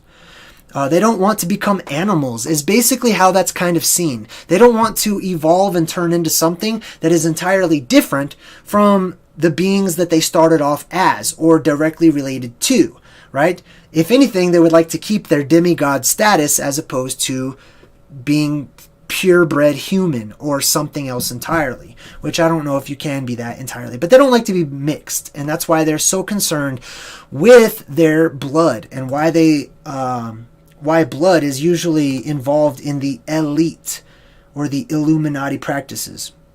They want to keep their DNA pure as they can. They want to keep that coding undefiled.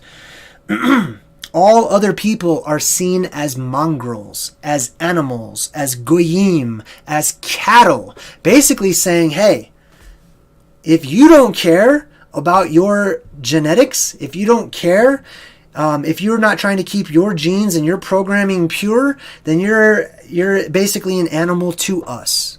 And that's their mindset. So that's why they don't really feel bad when they have these sacrifices or when they do things where people are, the reset button is hit on so many people's lives, and they don't really feel that bad because it's kind of like, you're not a part of us. You're not equals to us, and that's how they see it.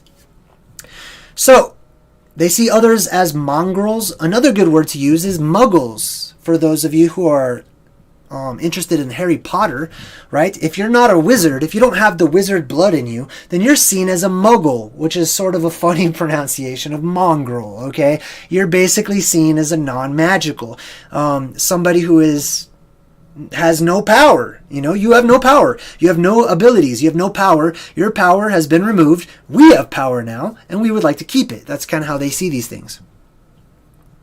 They are the demigods, or would like to be.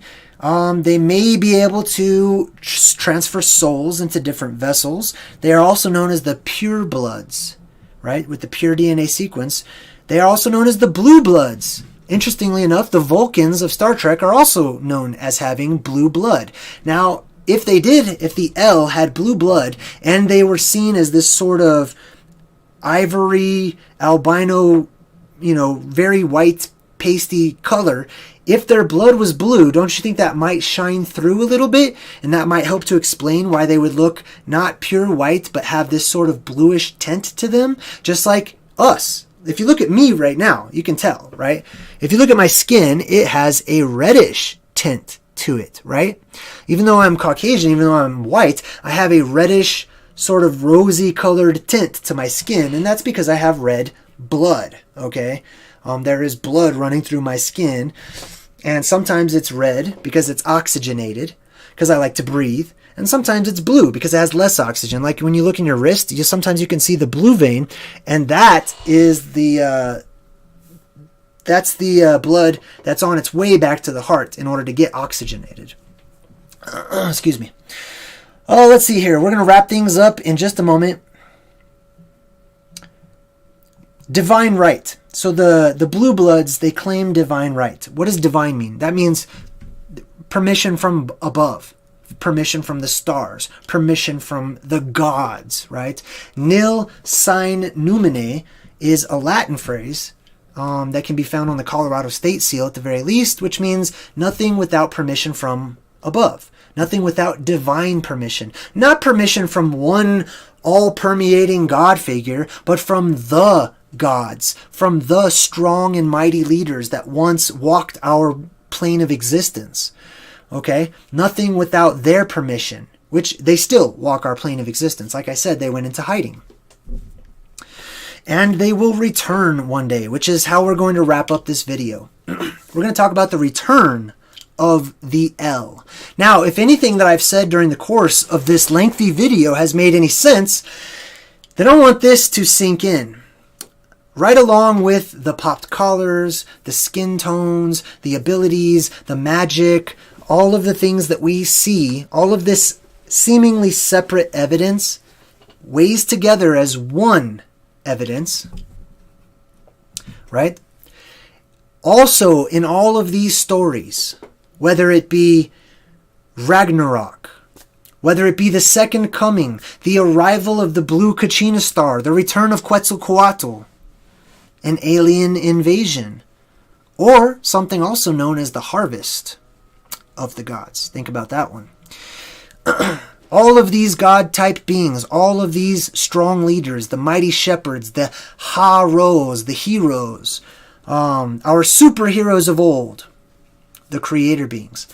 Every story implies that they will come back.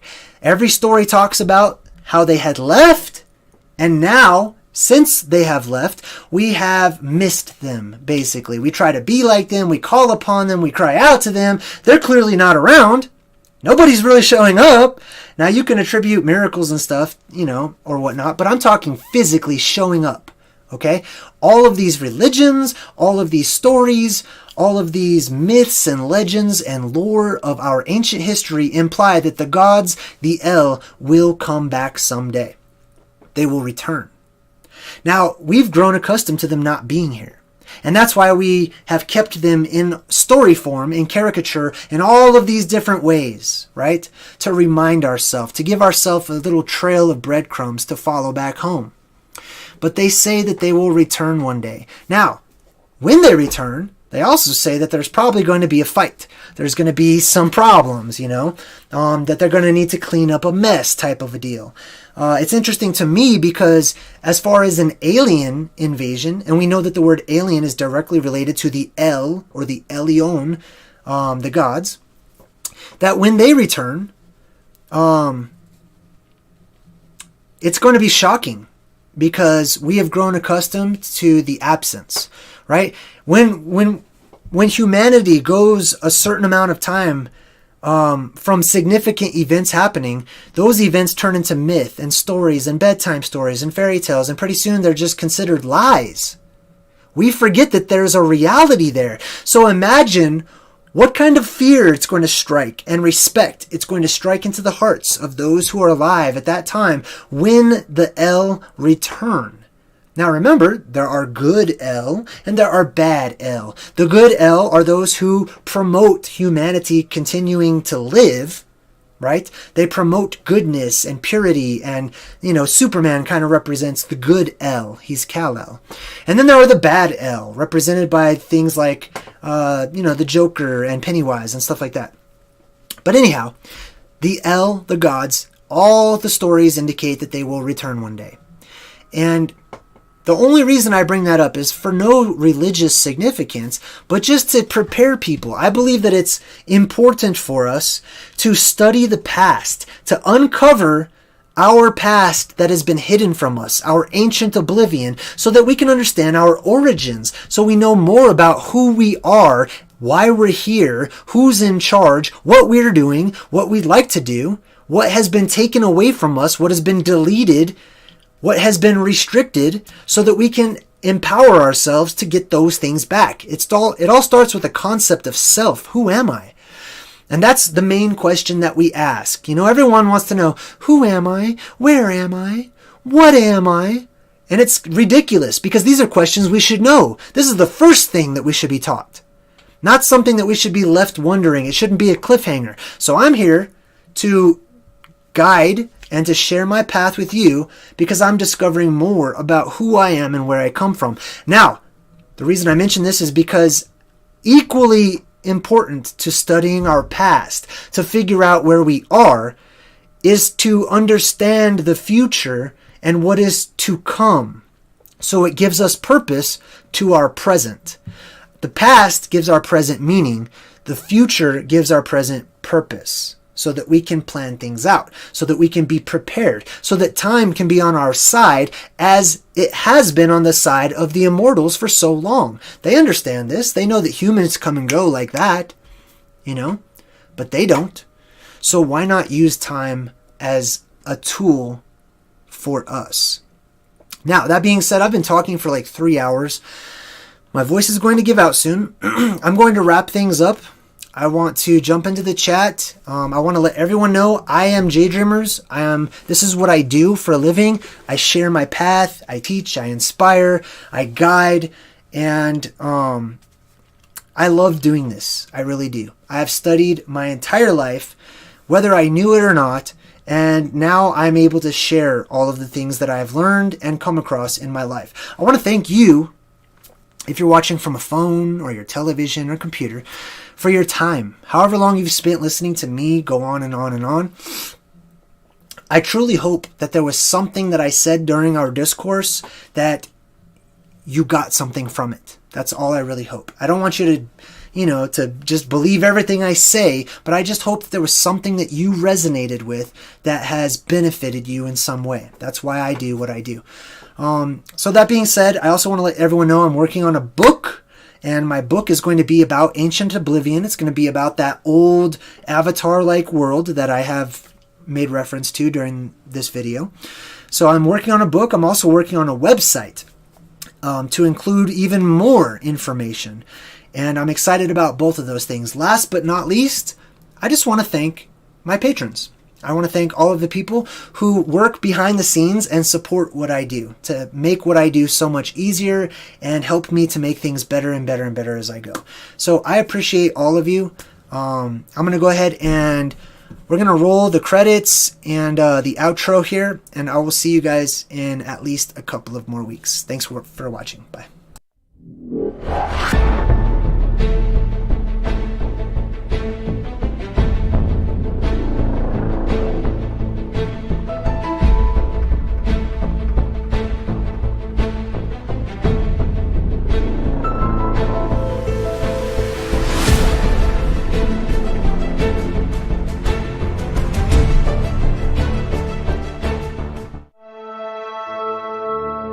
JDreamers, think outside the box.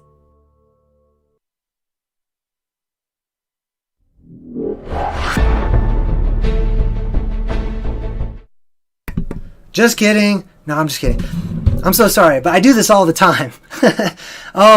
I was just talking about how much I love my patrons, and I'm trying to find the credits section, which gives some respect to my patrons. So I'm going to go ahead and stay on for just a second longer so that I can add this real quick, because I would hate to leave them out of it. Let's see here. Let's go ahead and put that. I'm so sorry about this. I thought I had all of this prepared beforehand.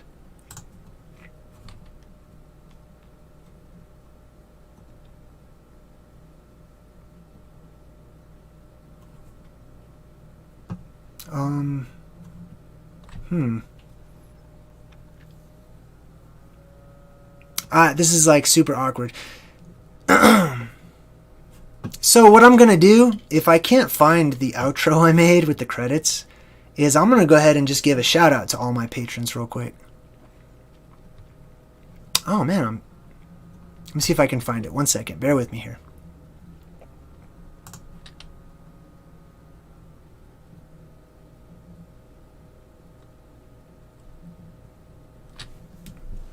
Like I say quite often, this is not HBO.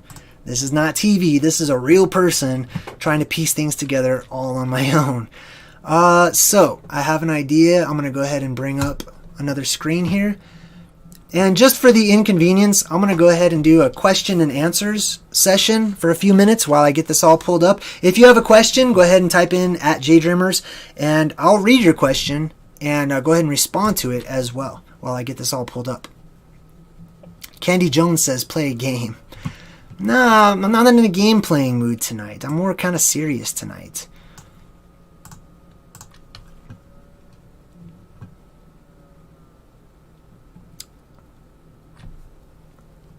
Oh, wow. I worked on these credits for quite some time. Man. That's insane. Okay, so it's definitely going to be a verbal shout out. I want to apologize to my patrons. But yeah, that's insane. Man, I just had it all right there too. Okay. Well, no use crying over spilled milk, right? Let's see here. Let me go ahead and bring up Patreon, and I'm going to give a verbal shout out to all of my patrons. I'm so sorry. I'm still refining this process, okay? This is why I have patrons, to help me. It really makes things a lot easier when you have more time to dedicate to things. But anyhow.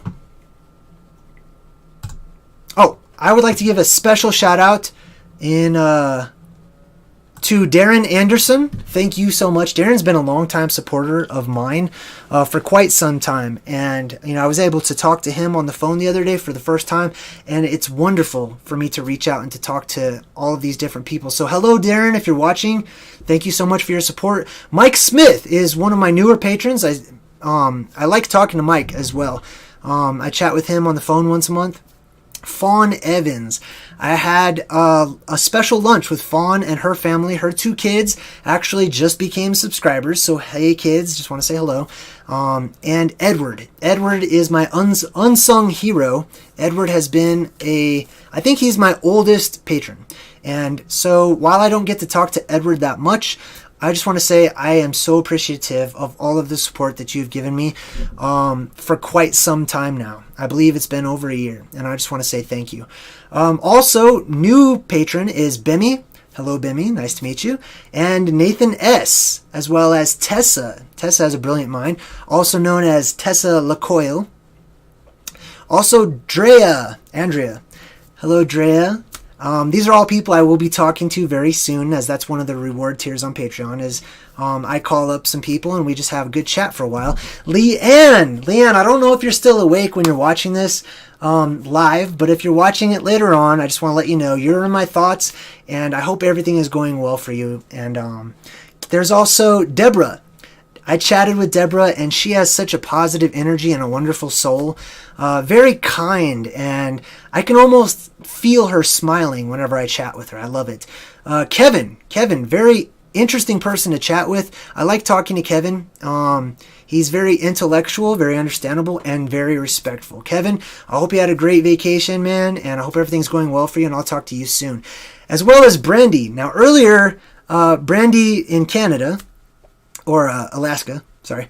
I talked to Brandy, and she actually is the one that told me to check out the movie Beyond the Sky. So Brandy, I really hope that I was able to answer some of your questions about what do I think about the movie. And also thank you so much for all of the breadcrumbs that you drop my way. We also have Jack Smith, last but not least. Jack Smith, also known as Colo. And Colo actually, when I was going to go on a trip to Antarctica, immediately just jumped up and sent me a couple of pair of snow goggles to support the cause, which I still have. And hopefully I'll be able to put those to good use sometime soon, probably after my book comes out. I also want to give a quick shout out to the following patrons: Samantha, James J. Rock, Carol Pollock, or Carol P., Oddsock, Unlost, Rulaine, of course, Fox Kelly, Shane, Francisco, Manny Buds has been on the Dream Team for quite some time. Bonita, also want to say hi to Bonita, and Kimberly K, as well as Akko. I'm not sure how to say the name, but Akko T. So those are all of my patrons. I'm really sorry about the credits not rolling. I'm not sure what happened. I really thought that I had it here, but I don't, clearly. So that's something I will work on. For those of you who stayed the extra little while, I'm going to go ahead and do questions and answers for a bit, just to kind of make up for such a sad ending to such a good video. Suso, hey, by the way, everyone who donated today in the super chat, I wasn't paying attention to the chat, so I didn't see a lot of it on my screen. I was looking at my notes and stuff. Suso, I just happened to see your donation. I want to say thank you to all of you who used the super chat to donate to me today.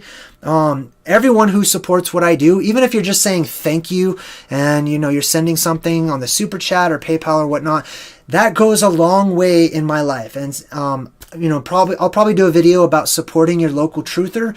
That's something I'm starting to become very adamant about, being that I am now in those shoes.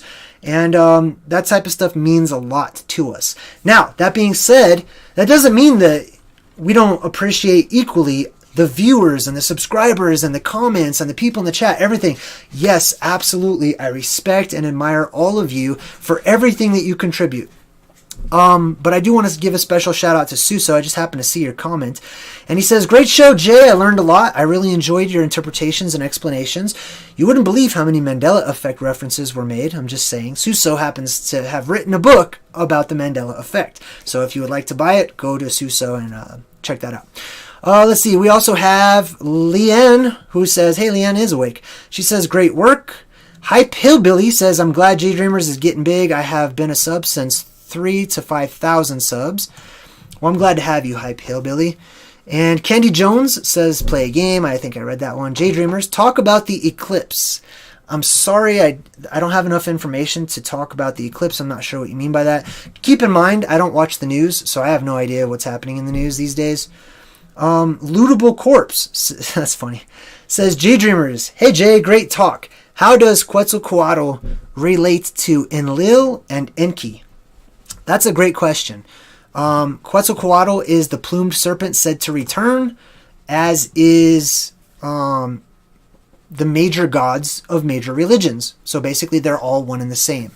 And it's directly related to Enki and his family and his followers, and the Lord returning with thousands upon thousands of his angels, or his angel elves, right? And there will be a final war. Let's see, Leanne, she's like, we understand. Leanne's one of my patrons, so I'm like, I feel so bad. I'm like, it was a really cool thing. I worked on it for a long time, so I'm not happy about it, but that's all right. It was a good video. Jamie McFall says, J Dreamers, is the new Godzilla movie Disclosure from the Illuminated Ones? I'm going to tell you this much. I'm going to go out on a limb and say yes, even though I have not seen it, quite honestly. But I will bet you I'm going to go see it. And here's one other thing, sort of a benefit. If I get a certain number of patrons, I have a patron goal on Patreon. If I can get some more patrons, what I'm going to do is start another channel. I'm going to start another YouTube channel, and it's going to be focusing only on the movies and maybe music videos. And I'm going to break down the esoteric symbolism in the movies and the music industry on a brand new channel if I get enough support. So that's something that I do like. So I can definitely, and also if that happens, most likely what I'll do is I'll take movie recommendations from my patrons first, and that way you guys can just recommend movies for me to break down. Brandy K says, J Dreamers, don't wear yourself out, man. Thanks for sharing your journey. Clearly you can tell I'm losing my voice. Savannah says, J Dreamers, will you do another Mud Fossil stream soon, please? Let's see. Yes, I probably will. I've got a couple of other video ideas on the way, but I'm going to talk about the Earth Quarry and other things that relate to mud fossils. Candy Jones says, you watch anime? There is this anime about a moon. I don't honestly really watch a lot of anime, but I do study anime, if that makes sense. I do get lots of anime recommendations because anime is just like anything else, and there's a lot of good breadcrumbs there. Candy Jones. Oh, Norb's Theory. Oh, I'm sorry. I think I skipped some people. Sorry about that. Hype Hillbilly says, what do you think of Norb's Theory? I think Norb's Theory is brilliant. I love it. I think that there are always more that we can add to the story, and there are other implications of Norb's Theory. But I think it's wonderful. And if you guys don't know what Norb's Theory is, just go ahead and type it into YouTube and the videos will pop right up. Girl on Fire, she's been with me for quite some time. It's good to see you. I like having you in my chat. Girl on Fire says, have you read the book Electric Universe? I have not read the book, but I have absolutely studied the Electric Universe model and incorporate that into my Ancient Oblivion theory, and as well as Velikovsky's works on how the heavens once looked and where the planets were and stuff like that. Tanuj says, J Dreamers, what do you think of Earth Angels? I think that they are the L, basically. I'm not sure exactly what you mean by that, but I did break down the word angels earlier, so I recommend checking that out. And Jamie says, fantastic live. Thank you, J Dreamers, for all the time and hard work that you put into your vids and presentations. You know what? I really appreciate that, Jamie. Because, I mean, I spend hours behind the scenes and I still don't get it right. So it means a lot to me when I get positive feedback like that. I'm surprised nobody's mentioned the old smooth face I have going on. But I needed to reset and I needed to restart. So that's sort of something that I do when I try to restart, is I shave and I do all that kind of stuff. Let's see here. I think that was it. Okay, that was the last question. I want to thank all of my patrons. I want to thank you all for your time. And I want to thank my vocal cords for lasting 3 hours and 10 minutes. I'm going to go. You guys have a great rest of your day. And I'll talk to you later. All right, I'm really going this time. All right, bye. J Dreamers, think outside the box.